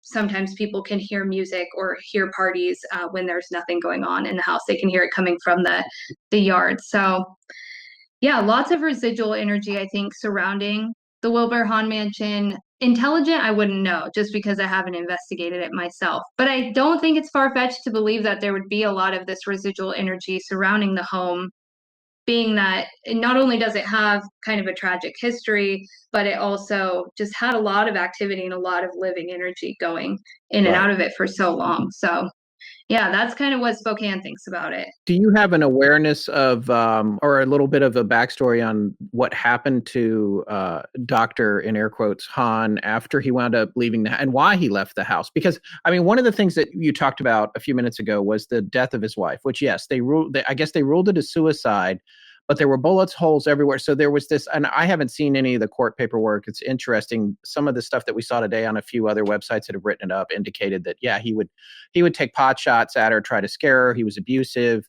that sort of thing. So when they got there, even I guess the lock had been shot off the bedroom door.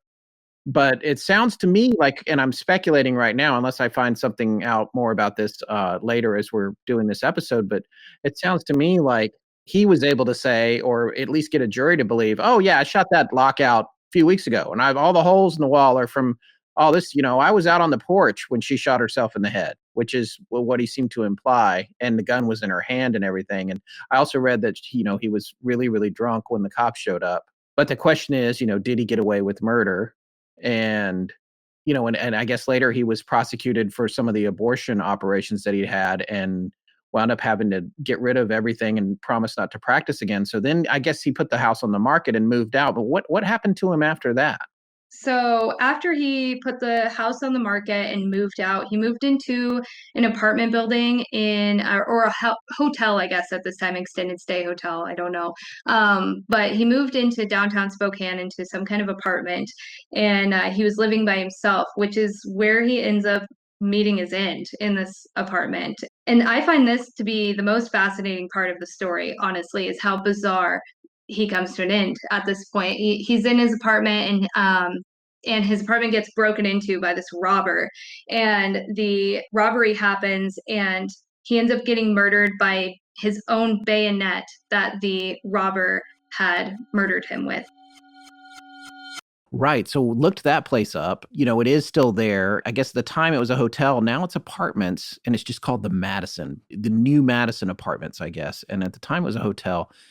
I guess if you go there, maybe, Forrest, if you ever get back up there someday, maybe you can go by and figure out which unit he lived in and where he was murdered, because the building is still there. And it, too, I think, is on the registry of historic places. It seems like that is, and the Davenport Hotel, and, of course, the house. And the other thing to know about the actual crime scene and some of the stuff that we learned was that the FBI investigation, which led to the arrest of the ex-con, his name was Delbert Frenchy, or French Visger, and he confessed to killing Dr. Hahn after coming to see him to ask for a loan and deciding to rob him, apparently. So, and when he got turned down on the loan, that's when he robbed him, and he wound up killing him. And there was a violent struggle, and his wallet had been emptied out, and a 3-carat tie, a 3-carat stone, a diamond, I think, in a tie pin had been pried out. So Frenchie was, I guess, just kind of desperate for money. But the interesting thing is, especially when you go back to Sylvia saying that he chased her through the house with the sword and threatened to run her through with it, that's how he died. Live by the sword, die by the sword. Well, you just wonder, is there some kind of poetic justice spiritually going on here, or just the way that fates work? And because we've certainly heard of a lot of ironic deaths. Yeah. But this is one, just a bad ending for somebody who was a bon vivant. Well, the next thing we got to talking to Amanda about was the nature of hauntings and the type of haunting that's going on here. And she had an interesting perspective on this. This conversation, it is so big and so interesting for me because you have a place like the Conjuring House, which has been investigated many times. There's been a lot of almost expectation for paranormal phenomena injected into the Conjuring House. And I think that manipulates the energy in a way and can kind of change it where we get into more egregore territory, or like more of like a living energy manipulating the paranormal phenomena. But then you have somewhere like the Wilbur Hahn Mansion, where anyone living there, I could safely guess that nobody's been investigating it really. Like maybe there was one team who had investigated it, but it's pretty much untouched from the people who are interested in its paranormal phenomena, which makes me more inclined to believe that it could be a more traditional haunting there, that what living person would be haunting it with their own energy or their own stories or expectations of it? It's likely the energy from people living there that's stuck there. I like to believe that more often than not, it's residual energy, like I talked about, like kind of living energy that imprints on a building or a house. But sights of a woman, that's hard to say. It's like, who saw the woman in the house? I don't know. And when they saw it, did they just put a face to energy that they didn't know how to put a face to otherwise? Did they say it must be a woman, or did their brain, perceive it as a woman because it made sense? Like, so it's hard to say, especially when you haven't had a chance to investigate the place itself. But I will say, from being near the building, it is one of those places that kind of feels alive in a sense. And I felt that even before I knew the history to the mansion. I remember living in Spokane many years ago, and I've always been into spooky old houses, and I would walk around and try to find these places. And I remember walking down 17th Avenue and being really drawn to this property, which is interesting now looking back. It's like, was there something to that? Is there some kind of lingering phenomena happening there, So that was a long-winded answer to that. But it's really fascinating because I feel like the Hahn Mansion is a very traditional haunting in a way. And then you have the Conjuring House that gets more complicated because there's a lot of different stuff being put on that house.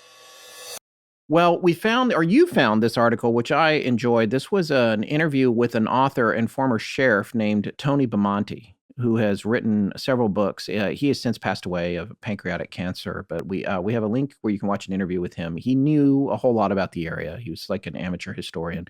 And there's a little section at the end of this article. It was written by Nathan Brand from KREM CBS 2. Yes, it's the KREM TV CBS affiliate there. And of course, with repeater stations, I think it goes up into Canada and some of these smaller towns. Oh, okay. Well, that's interesting. Well, yeah, this was written by Nathan Brand. This was originally published at 5 p.m. Pacific time on October 30th of 2018, this article, which is really a transcript of the video, which you can watch at the link that we have for this. But Tony Bamonte was the gentleman being interviewed. And one of the things that he said towards the end of this, there was a section called Fact versus Fiction. And we always like to point out that stuff when we find it. And there's, I guess there's 5 facts here that people might not always get right, including us when we've been talking tonight. Number 1, Dr. Hahn was not a real doctor. That's one. And the answer to that is, though it's been reported that Hahn was not a real doctor, but a barber with a mail order medical license, the truth is that he was actually licensed and worked as a barber to help pay for medical school. Some of his practices, such as electroshock therapy, which are looked down upon now, were once widely accepted.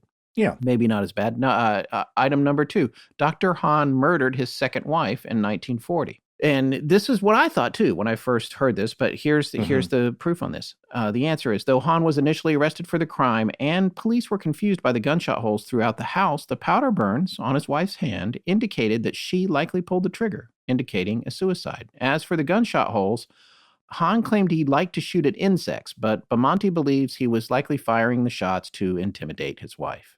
Right. Or was it like a Roger Perrin situation where he's going nuts with the flies? Yeah, right. Or Elvis shooting his TV. Or is he shooting at shadow people? I'm not being flip either. Yeah. Is there something weird going on there? Yeah. Most likely he's doing it to freak out his wife. I believe that's how William Burroughs' wife was murdered, as they were playing William Tell with a pistol down in Mexico, and he had to leave quickly after he accidentally shot her. So people do strange things. The next fact that people seem to always believe, the house contains secret tunnels. Well, according to Bamonte, in the application for the Spokane Register for Historic Places, there is a tunnel listed that connects from the house to the garage. So that's interesting. Yeah, at least one. Item 4 here. The basement contains gutters to drain the blood from Dr. Hahn's operations.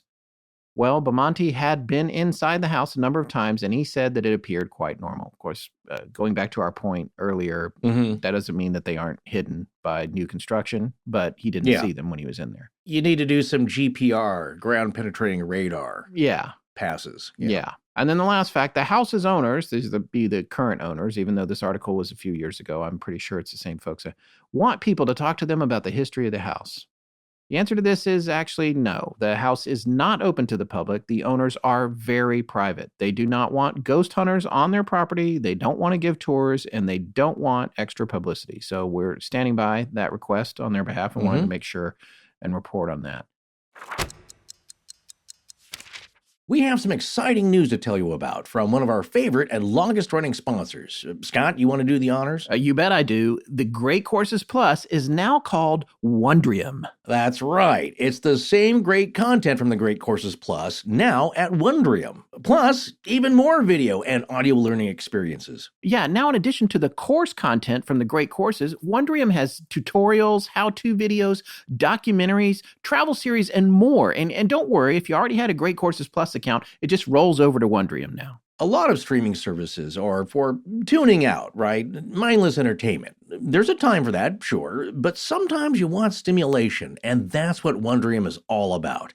It's a new streaming service that blows our minds. Yeah, and that's no small task. Wondrium has thousands of audio and video learning experiences to feed our curiosity, and the content is fun and exciting, and it gives us access to a world of knowledge from top experts and storytellers. With documentaries, tutorials, and collections from Kino Lorber, Magellan TV, Craftsy, I mean, they pretty much have any subject you can dream up that you want to learn about. Wait. What's Kino Lorber?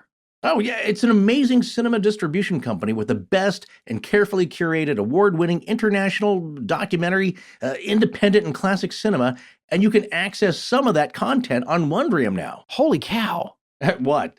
When you were explaining that to me, I was quickly browsing some of the new stuff in the film category, and I found literally my favorite film of all time. Listen to this. The Complete Metropolis, incorporating more than 25 minutes of newly discovered footage. This stunning 2010 restoration of Metropolis is the definitive edition of Fritz Lang's science fiction masterpiece.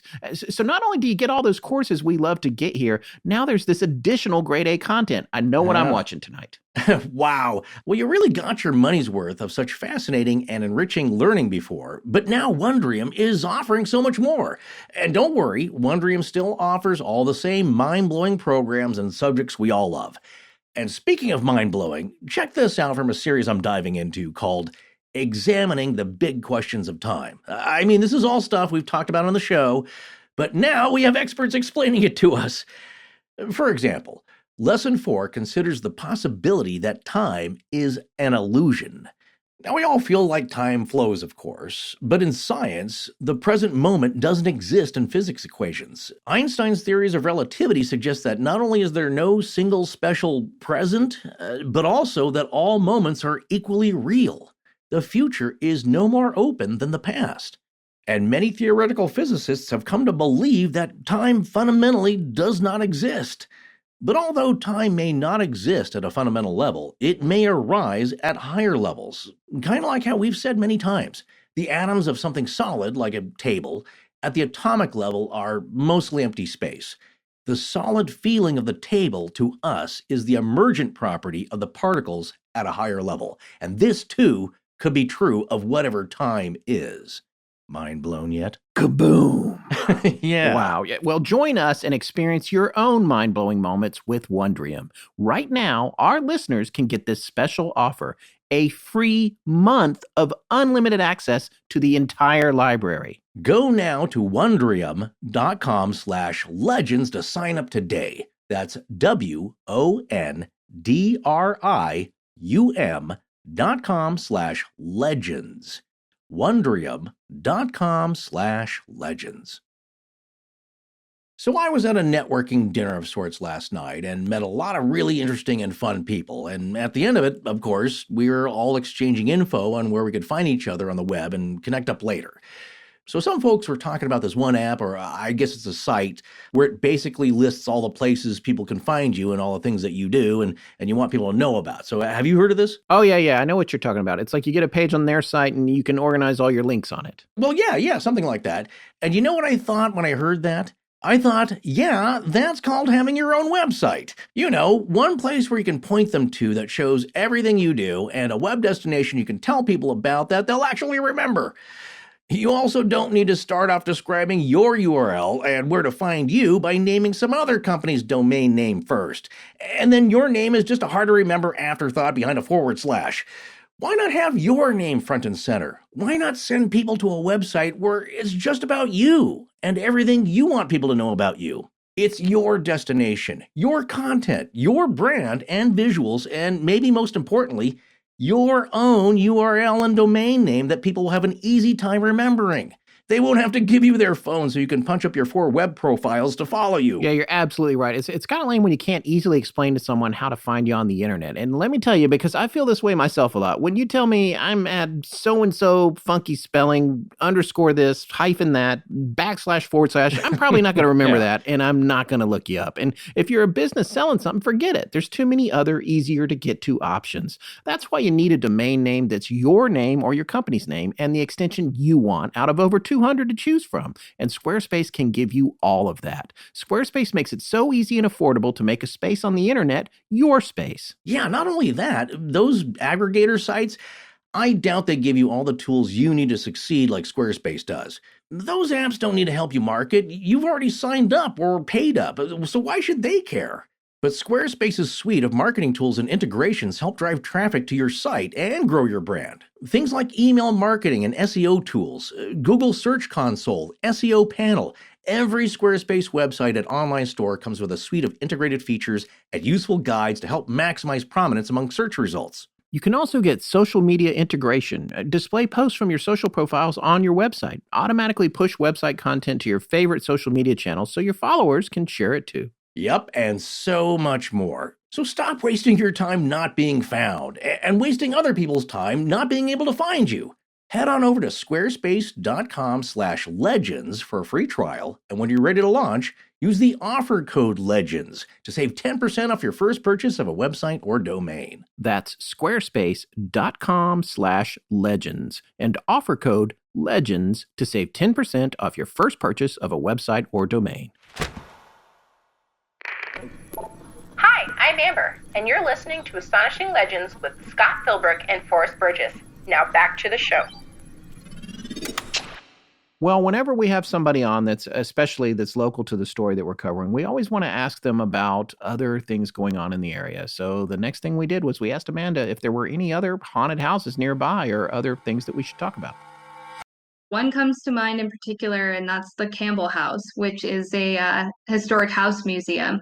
And the Campbell House, I've been a docent at for, I think, like 8 years now. And I've had a few experiences here and there, but the Campbell House does have quite the history of being a haunted house. And it's definitely subject to storytelling and how that can veer off from fact.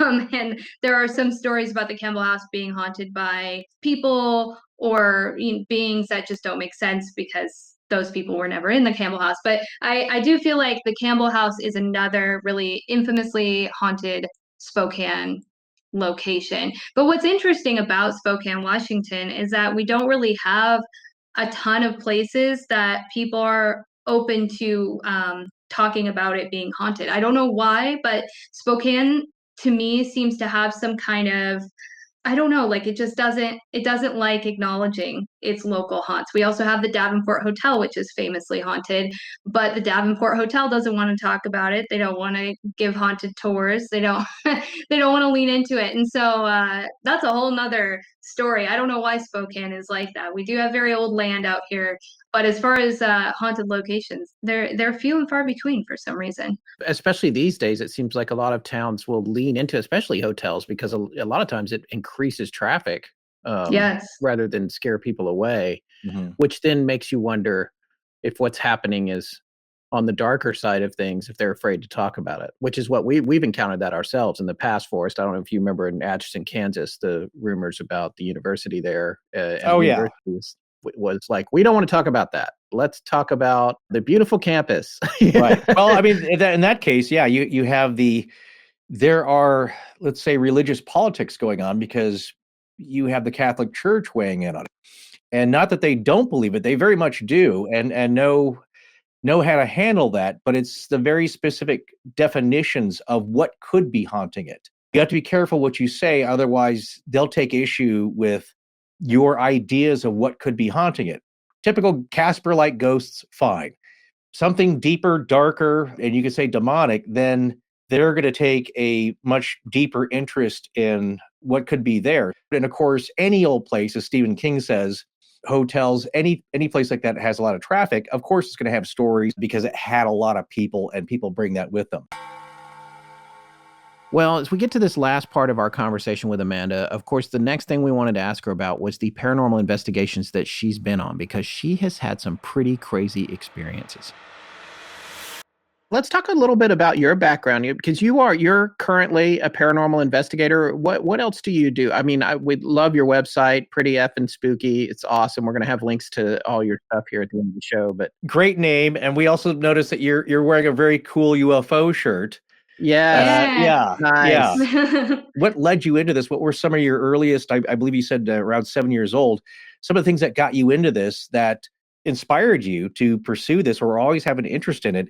Because here's the other thing about Spokane. It does have occasionally a Bigfoot story, UFO stories. Even if it's not talked about, it's got it all. Washington has it all. I find that to be more interesting in Washington, actually, is the UFO Sasquatch crowd, and how I'm part of that crowd. I don't know what I'm saying, but Yeah.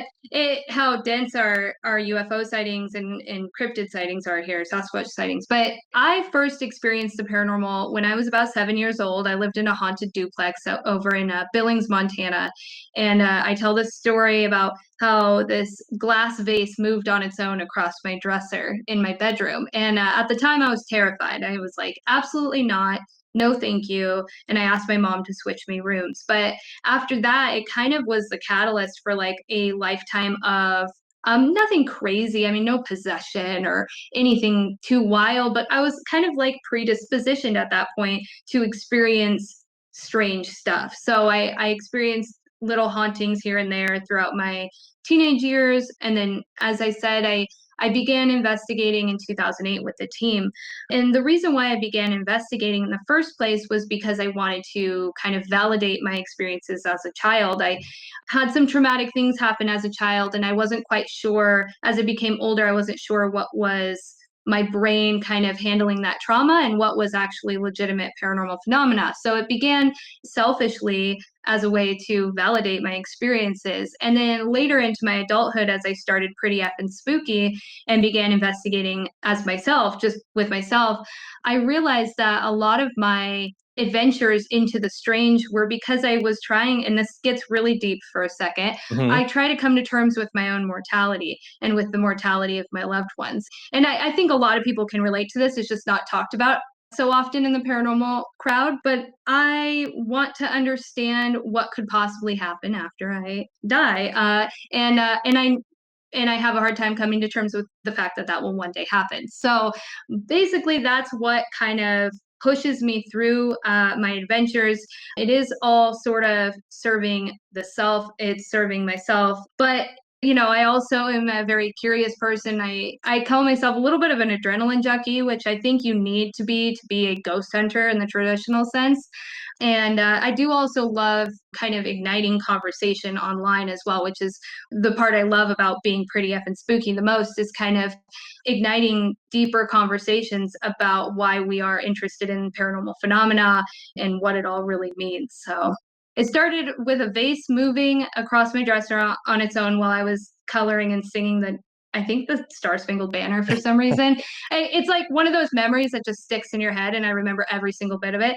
And then now here I am, like, questioning mortality and what that means. But I guess that's just the nature of growing older, and but that's kind of my short history as a paranormal investigator. What are some of the ones you've done that have seemed to struck most of a chord with you? I have like two answers for this. So one, a lot of the residential cases I've done, which I don't really do so much anymore because of my reasons for investigating, but a lot of residential cases have really changed how I look at the paranormal and how I approach the subject of haunted houses or ghosts. But also, I recently went to the Lizzie Borden house, and I had an experience there that kind of sort of changed my life in a way. I considered myself a skeptical believer before that. Even though I had this lifetime of experiences, I managed to stay grounded and I don't get my head up too high in the clouds and just believe everything's a ghost.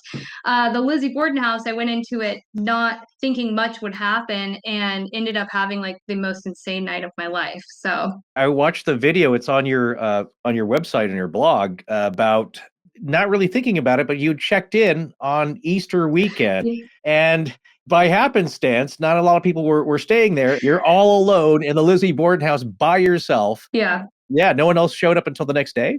It was wild. And I think some people had a hard time believing me if they hadn't have watched the 3 hours of live stream I had done, because I didn't want to be alone. But it really happened like that. I booked myself a room on Easter Sunday because I had been at the Conjuring house the night before. I was completely sleep deprived, and I like tacked on this Lizzie Borden room at the end because I was like, why not? I'm in the area. And yeah, I get there, and this nice older gentleman gives me a 2-hour long tour, and then he tells me like somebody will be here in the morning. Because what's funny is I was asking him, I was like, how can I buy a t-shirt? Like I wanted to buy some merch. Yeah. And I was like, well, who's gonna sell me the t-shirt? And he was like, oh, she'll be here at 10 in the morning and I'm leaving. And I'm like, oh my God, okay.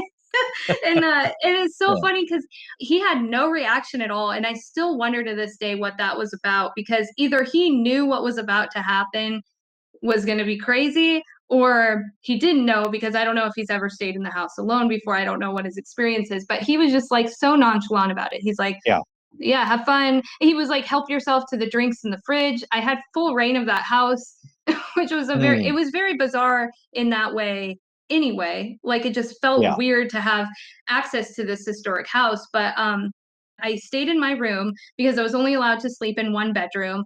Makes sense. I can't sleep in all the beds. And on my live stream, I was feeling really confident, and I decided to turn off all of the lights. And I was like, we're going to go dark. We're going to turn off all the lights.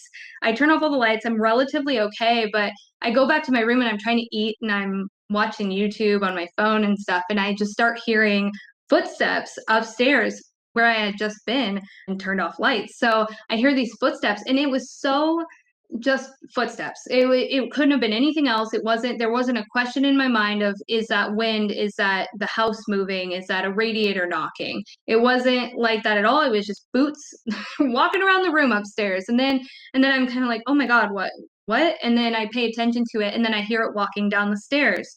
And then I'm like, oh my gosh, this is a lot to handle. What is going on? So I call, I think, my mom or someone. I called so many people that night. I called like 5 different people. Throughout the course of the night, I could hear walking in my own bedroom. I heard like the armoire in the room moving. At one point, I was seeing like specks of light move across the floor, which was a first for me. I've never seen anything like an orb or anything like that before. And the paranormal phenomena in that house was just mind blowing. And these footsteps, especially, were so human sounding that my gut reaction was, who's in the house with me? And then when I realized there can't possibly be anyone in the house because I've been around all of the rooms and I looked all around, then I realized that, wow, that's a ghost. I think, and all of these years, paranormal investigating, 12 years at this point, I still was in shock that I was in the presence of just a full blown ghost. I don't know why it was so mind blowing, but yeah, it was the best. Wow. And you were streaming when that happened? When I first heard the footsteps, I was on the phone, but I was streaming. I did end up streaming for, I think, a total of like 3 hours, and which is a very long time to live stream. But I was scared, and I didn't want to be alone with my thoughts. Yeah, so I was live streaming for about 3 hours, and there are some footsteps that are caught on the live stream. There's Oh, also a really? point, yeah, there's also a point where you can hear, you have to wear headphones and listen for it, but you can hear the armoire moving. Like you can hear how old wood moves when you walk next to it. And you Yeah. can see my reaction, just pure shock and terror as I heard it. But yeah, what's funny too is like I had all my ghost hunting equipment. I was totally ready to capture a ghost, and I didn't do an ounce of ghost hunting. There was something inside of me that said, for some reason, now is not the time. It was this unsaid, like almost respect, which is weird because I've never looked at ghost hunting quite like that. Like I never found anything to be wrong with wanting to film or capture it on a piece of equipment. But in this moment, I was like, I think I need to just experience this. And also, I'm too scared to go pick up my equipment. So, Yeah, we're about to ask if you got any EVPs, or it sounds like you didn't turn anything on. it's been a hard thing to admit as a paranormal investigator that no, I came out of the Lizzie Borden house completely alone. I mean, I think I had 45 minutes of an EVP session, but I had stuck it in my pocket and was walking around with it because I was scared and I was just running around. And I have the Conjuring house. I've been to Waverly Hills. I have captured lots of activity on equipment before, and it's something I find myself particularly strong at is using my equipment. But it's a hard lesson learned is that sometimes the other takes control and you're just kind of at its mercy in a way. On the flip side, it's something that I have heard from former paranormal investigators. Not that they're former, that they totally don't do it anymore, but their attitude has changed with it. I don't know if you've heard of author Troy Taylor, but he's the one whose book we followed for the Villisca story, another notoriously haunted place, which of course a very strong reason for being haunted. He said this happens a lot to paranormal investigators, that he got to a point where he wasn't after capturing that. He was there for the personal experience. So he would go to these places, and he said, I would have a camera or I'd have my phone and I take some photos because I want to see it later. But I didn't need to capture all this stuff like an EVP, or it was more important to me to have the feeling, the personal experience feeling that happens to you that's so specific and subjective. He said, that's what had meaning to me. And he said, yeah, I'll go to these places, but you can often find a lot of gear on sale by former people who give it up, or they change their tactic in a way. So it's all about how you interpret and how you receive the experience for having done it this long. And then suddenly you hear something that it's undeniable. And I wanted to point this out to people. They have to think about it this way, is that it's like, oh, well, you heard some thumps, right? And you thought those were footsteps. But let me put it this way. I think what freaks people out, and it's hard to imagine if you're not there, next time somebody's walking around your house, especially if you have an old wooden house, the way the footsteps fall, the footfalls, the actual heel to toe on old wooden steps and the way it creaks, there's no other sound really like that.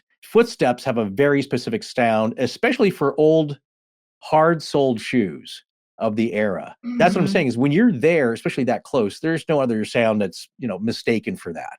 It was like the sound of that too, and hearing it come down a hallway and expecting someone to just then show up in the doorway. It was so psychologically exhausting. All my senses were heightened, and there was this element of like, is that a real person? Do I need to approach this differently? But yeah, Lizzie Borden house, man, it was the real deal for sure.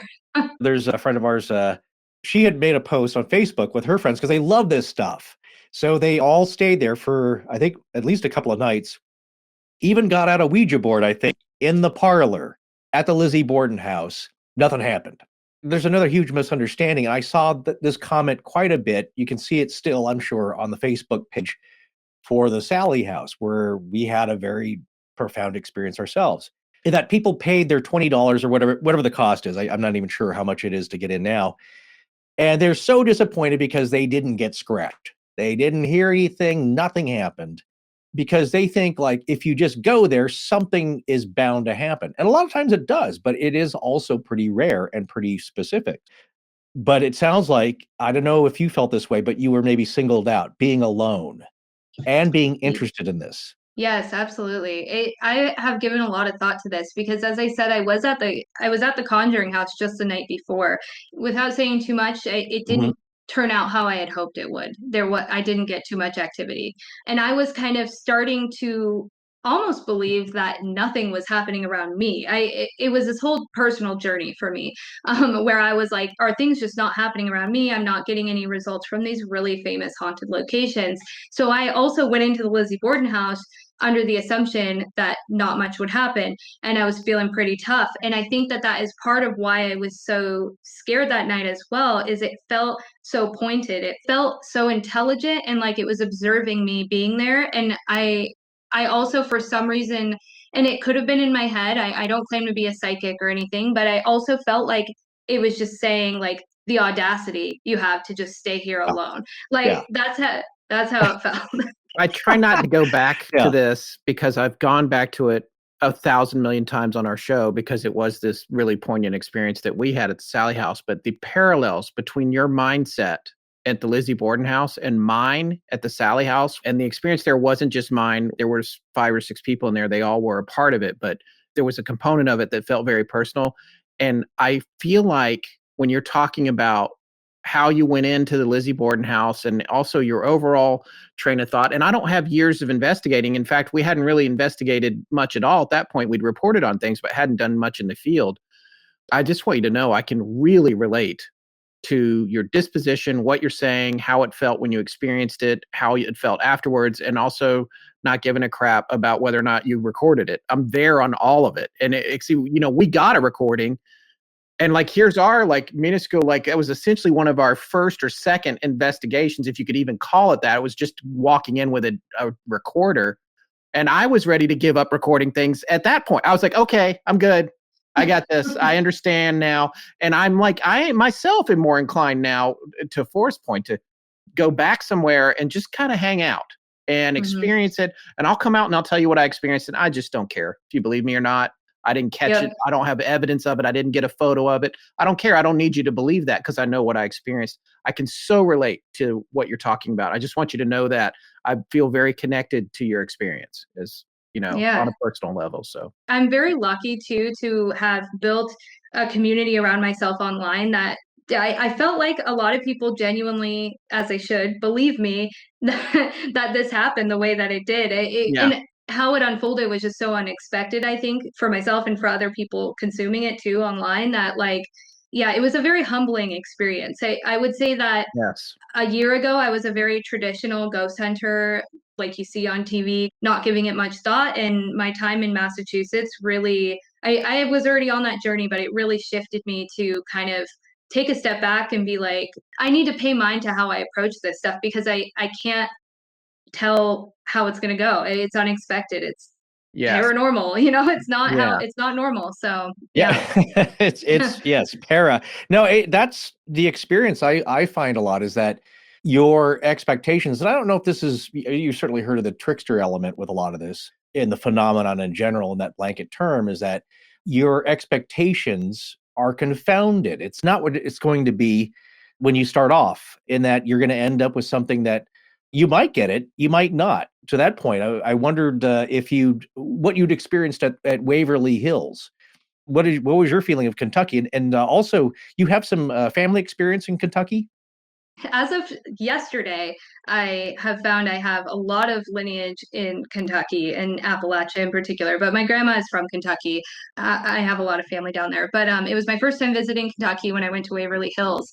And Waverly Hills, I've been to big locations like that before. I didn't really have any expectations. I went with 9 other investigators that I met online. And there was, it's funny you talk about the trickster element. I've thought a lot about that in my own personal journey as an investigator, because even my night at Waverly Hills kind of felt like there was some type of trickster element to it, because I would be walking down a hall with a couple other investigators, or I'd be sitting somewhere and we'd be doing an EVP session or whatever. And somebody would go, "Oh my God, do you see that? Do you see that shadow down the hallway? Or do you hear that voice?" Or what have you. And I was seeing nothing. I saw nothing. I heard nothing in those moments. And it just opened up all these possibilities for me of like, why, how? And these are people I trust too. I trust that they're seeing what they see, and I wasn't experiencing the same thing. However, come about 3 a.m., which is funny if you know about the witching hour, which I've also never really prescribed to the idea that there is a witching hour. I like to say that we have like that paranormal phenomena is always there, always happening, and that we unveil ourselves to see it rather than like step into a threshold or whatever. So it doesn't make sense to me for 3 a.m. to be some kind of like magical hour where this phenomena happens. I think it's always there. But at 3 a.m., we were in the body shoot, and it was me and 3 other gals. And once again, I was maybe overly confident walking up and down the body shoot, have my equipment out, I have my phone out, and I'm talking to my camera and stuff. And this door at the beginning of the body shoot, if you've been there, there's like a door in the hallway up there, and the door slams shut, and it slammed shut with such power. It was so shocking. We had an EVP or a digital recorder running. We got on the recorder us screaming our heads off, like just screaming our heads off. You can hear someone say, "What was that?" And then somebody else going, "I don't know." And I grabbed my stuff. My backpack was unzipped. I grabbed it like a pizza box, and I just started running towards where the sound was coming from, because there's that adrenaline junkie aspect of myself that comes out of nowhere. And I was like, I want to see it. I want to see a ghost. And so I run towards it.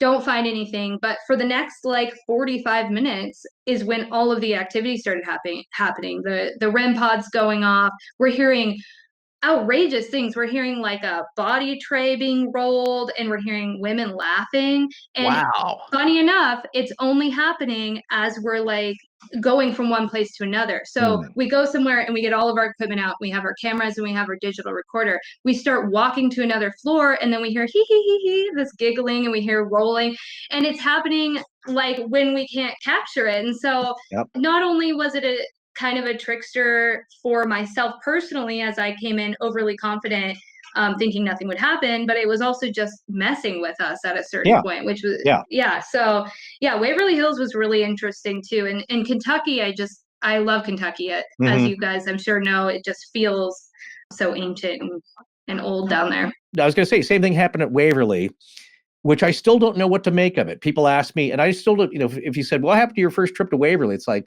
well, a lot of small things, but also maybe one really big thing. I may have seen a full apparition of a person, but here's the thing: what you were talking about, it didn't happen until we went to move. I wonder what would happen if you started trying to trick the tricksters. If you go in, or if you could trick yourself somehow psychologically to be setting up gear when it looks like you're taking it down, or, it's like I used to edit TV commercials. There was this director in LA who was famous for getting all his best takes by what he would do is the camera would be off and he would say action, and the actors would do their thing. And especially he would do this with extras, or if there was a scene that he wanted to be candid, and he would say, "Okay, cut." And he would turn around and turn the camera on. And at that point, the actors gave the best, and all his favorite performances came from those takes when they thought the camera wasn't running. And Are you talking about Tony K? Yes, I am talking about Tony Okay. Kaye, director of Okay, American History X, whatever character. But anyway, I guess what I wonder is like if it would even be feasible if you started like if you pretend to pack up, but you still got this thing set up over here because and I don't think it will work because if you look at Skinwalker Ranch or whatever, everything just seems so omniscient. It seems like it knows everything you're thinking and it's like you want to record, you're not going to get this, you're not going to get this, but we're going to make sure you know it's here. So that's the thing I think about. The longer that I do this, the more I believe that all possibilities are feasible. Like everything is possible. Every new idea or new thought that I feel like comes up, I feel like is another possibility. And I think that there's so much strange phenomena out there that is capable of so many different things that like I think it's definitely possible that you could, in a sense, like play with a trickster. I don't see why not. And then on top of that, there's like 5 million different types of hauntings, I feel like, or hauntings in quotation marks, Yeah. So yeah, it's fascinating. And the longer you do it, the less so. Well, Amanda, we really, really want to thank you for spending time with us tonight. This has been a really interesting and fascinating conversation. Thanks for coming on. And if there's anything you want to tell our listeners about where they might be able to find you or follow you online, you want to share that with them? I am pretty effing spooky on Instagram, YouTube, TikTok, Twitter, Facebook, all of the social medias. And then I'm prettyeffingspooky.com. That's about it. That's the letter F and the letter N, not EFFIN, right? Yeah. And not the real word. Not the real word. It's just effing. Yeah. Thank you for taking the time to come on. We hope that you'll come back if you have any more startling investigations. You want to come back and talk about some stuff. You don't have to bring proof to talk to us. You can just tell us the story. Our listeners are open to that, so we'd love to have you back. Awesome. Thanks so much for having me on. It's been great.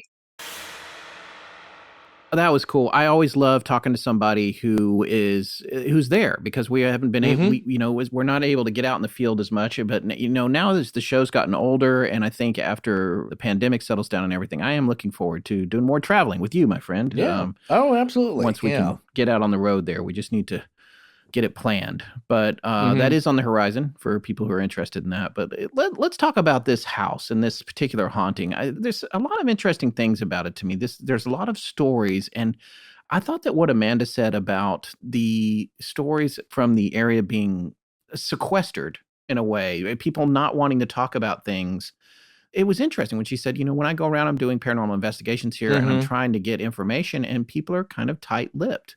And I guess that must be a cultural thing going on there. It'd be interesting to go and stay for a while and figure out what might be at the root of that, because I'm sure there's an explanation. Of course, she's been there 11 years, and you'd think she would know that if there was a reason for it. Well, again, it's different perspectives. And like you said, I'm from the area, and I don't know if I would say people are stoic and tight-lipped. We've talked about, certainly I have good friends from New England, Maine specifically, as we talked about in the Phantom Horse of Greensboro, and I told some stories from Maine.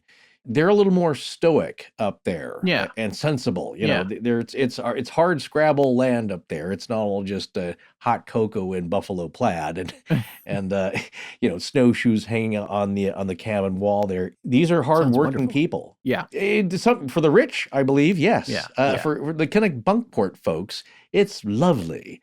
For a lot of Maine, though, it's hard scrabble, and they're very hardworking, laboring folks, and they don't have time for a lot of foolishness. But it's such an old area. They know what they see too. You can't tell them like, oh, you're full of malarkey. It's like, you don't tell somebody their own business. Right. So they're just not real open to talking about it because again, we've talked about this regionally as well. Look at Southerners. They love to tell a good story. I've heard so many great stories from Southerners, Texans. That's one of their characterizations, the Texas tall tale and all that. It's a land of great dramatic stories and dramatic characters living them out. I think in the Pacific Northwest and the Inland Empire and a little bit further east as you get into the Idaho Panhandle and Montana, that's cowboy country. Yeah. It's still a little bit of the Old West, and wild things still happen. And if people aren't talking about it, I mean, when I was growing up there, if there was something, kids would talk about it. Of course, that's what I was saying at the beginning. There's always that weird, spooky house that's boarded up. You dare each other to go up there and knock on the door because you'll hear a knock back. You'll see somebody poking out between the boards and slats. There's always something like that. And that was no different there. As far as the adults are concerned, this house, again, it's the nature of it. There's no famous house there. There's no Sally house. There's no Velisca house that I know of where it's become an open, investigatable attraction. So everybody knows about it. And it's not a scenario where people have embraced something weird that's happened, like Point Pleasant or the Flatwoods Monster. And there's a festival, Boggy Creek, all these places where some weird thing happened. And the town says, yeah, it's not, we don't want to be known for it. But guess what? It brings in a lot of tourism dollars. It's fun. Certainly Kecksburg and those places, it's like, yeah, we're going to have a festival. We're going to celebrate this. There's not much of that I know of up there. And so people, they're not going to be flapping their lips about a bunch of stuff that just isn't true up there or they don't know anything about. On the other hand, there may not be a whole lot of really famous, dramatic things that have happened up there, just small things. Yeah. I grew up and not even being close to the area, but, I'd heard of Fort Spokane being really haunted. And, people hearing soldiers marching and wagons and caissons and, all that kind of stuff that you hear at any old fort. And I'm sure the Cataldo Mission that we just talked about earlier has got some resident spooks of its own. Every place does. But nothing so major that it's notorious and it's open and people come from all over to go investigate it. Like a lot of places we talk about, Waverly, the Lizzie Borden house, all these places everybody's heard of across the nation. There's not much of that. So yeah, it's just people don't want to just start yapping about something that is not totally a solid legend. And yeah, they don't want to talk about it due to the nature of the people there. But like this house, what's interesting about it, it's private. It's always been a private residence. It's never been open for tours or this and that. A few people have gotten in there to poke around, but now it's in private hands as well. And the people who are there are private people. So it's not likely people are going to be investigating it anytime soon, but that's also, that forbiddenness also makes it intriguing. And then the last thing I'll say, we always wonder about the chicken and egg principle. Is there something about the land itself that was in the rock, something native, something natural, organic, that caused all this turmoil, this strife between relationships of people and acting on the nature of the people themselves, of course, that stirred it up, and that's what's embedded in the house? Or was it just the people? Was it just Han? Mm-hmm. Or did it start before, with the Hecla heiress, and something there that caused a lot of turmoil? Because it's such a common trope that we hear. And I believe it because we've talked to people who've stayed in these houses where, well, again, going back to Maine, that house that we talked about there, people know like nobody in that house ever stayed married. We believe there's a few, there's possibly one suicide, a certain death, this and that. It's such common things that happen to these types of houses. And as I was saying before, I know of a house in Pasadena. Nobody ever stayed married in that house.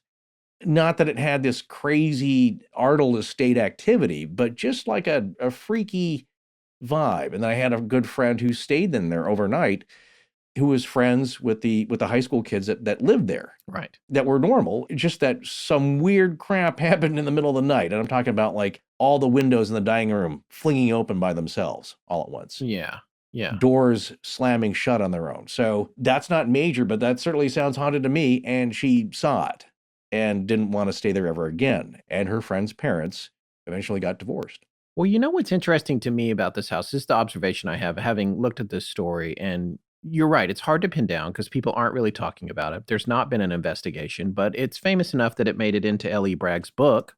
Mm-hmm. When I look at this, when I think of the common ground of other stories that you've heard over the years, and then not just paranormal ones, true crime, lots of things, to a certain extent, it comes down to money. I mean, I think of, and I had to look it up. I didn't have this memorized, but I think of Timothy 6:10.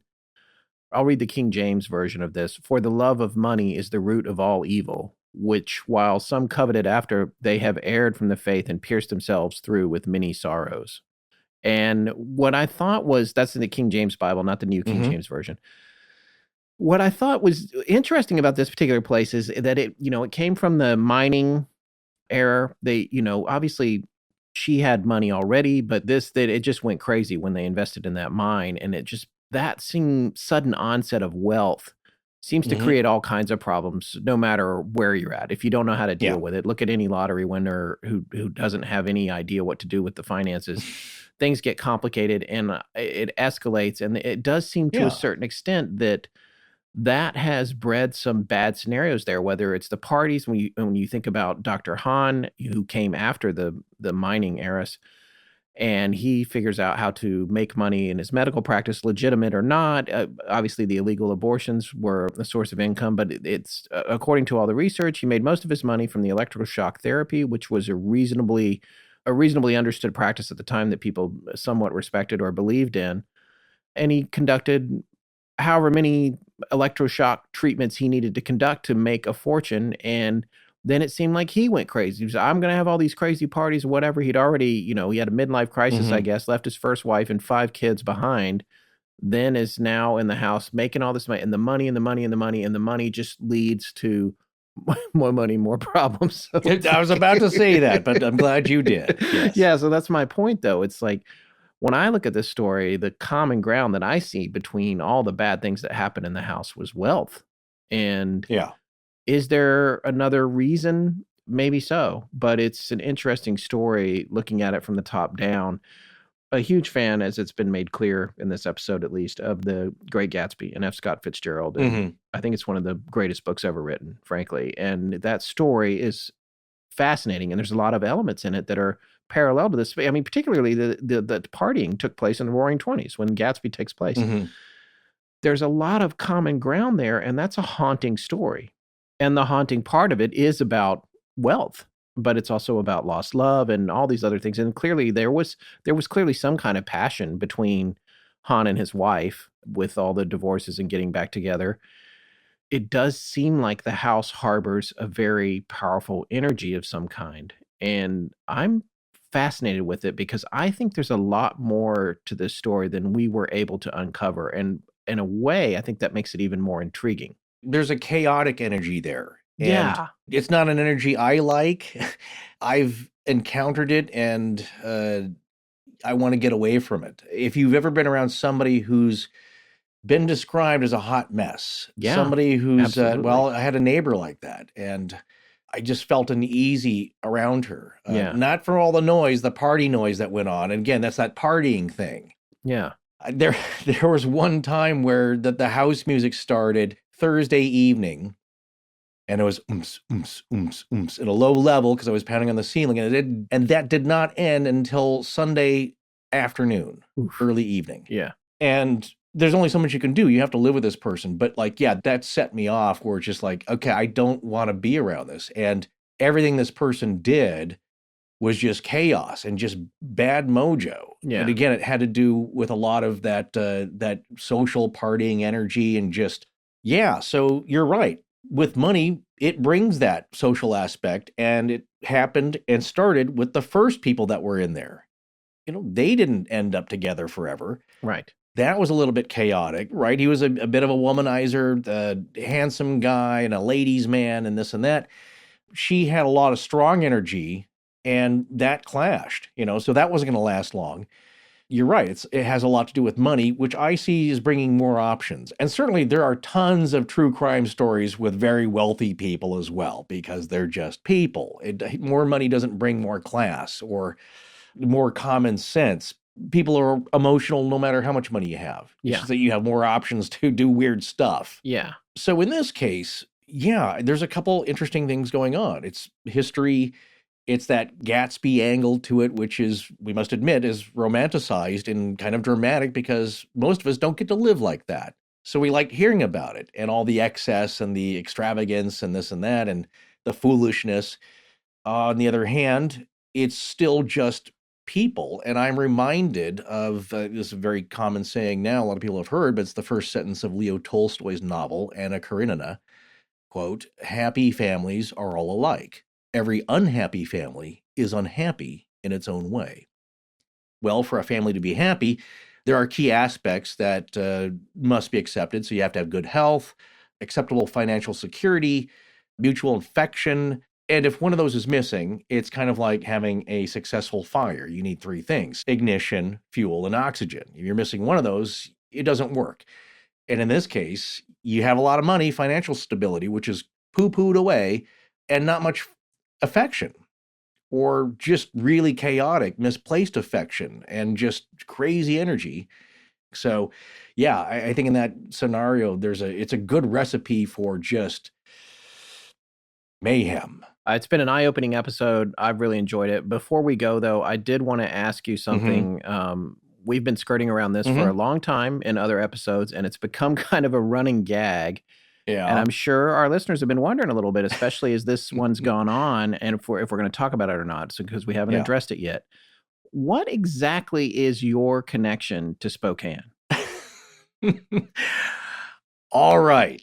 Well, since you're asking me directly, I'll tell you. Spokane is where I...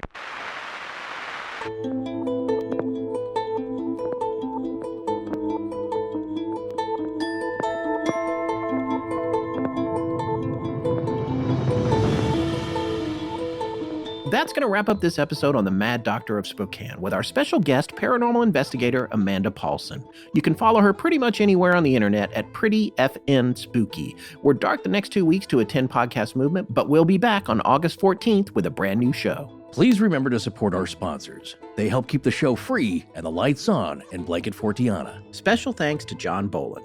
Hi, permission to Astonishing Legends to use my voice however they see fit. However they see fit. However they see fit. CARETER. Our show is edited by Sarah Voorhees Wendell and co-produced by Tess Feifel, who is also our head of research. Our theme, which is available as a ringtone, was composed by Judson Crane, and our sound design and additional composing is by Ryan McCullough. Special thanks to the Astonishing Research Corps. But most importantly, we want to thank you, our listeners. Visit our store at astonishinglegends.com or interact with us and other listeners on Twitter, Facebook, and Instagram. You can also support the show at patreon.com/astonishinglegends, where patrons have access to additional bonus content. No part of this show may be reproduced anywhere without permission. Copyright Astonishing Legends Productions. Good night.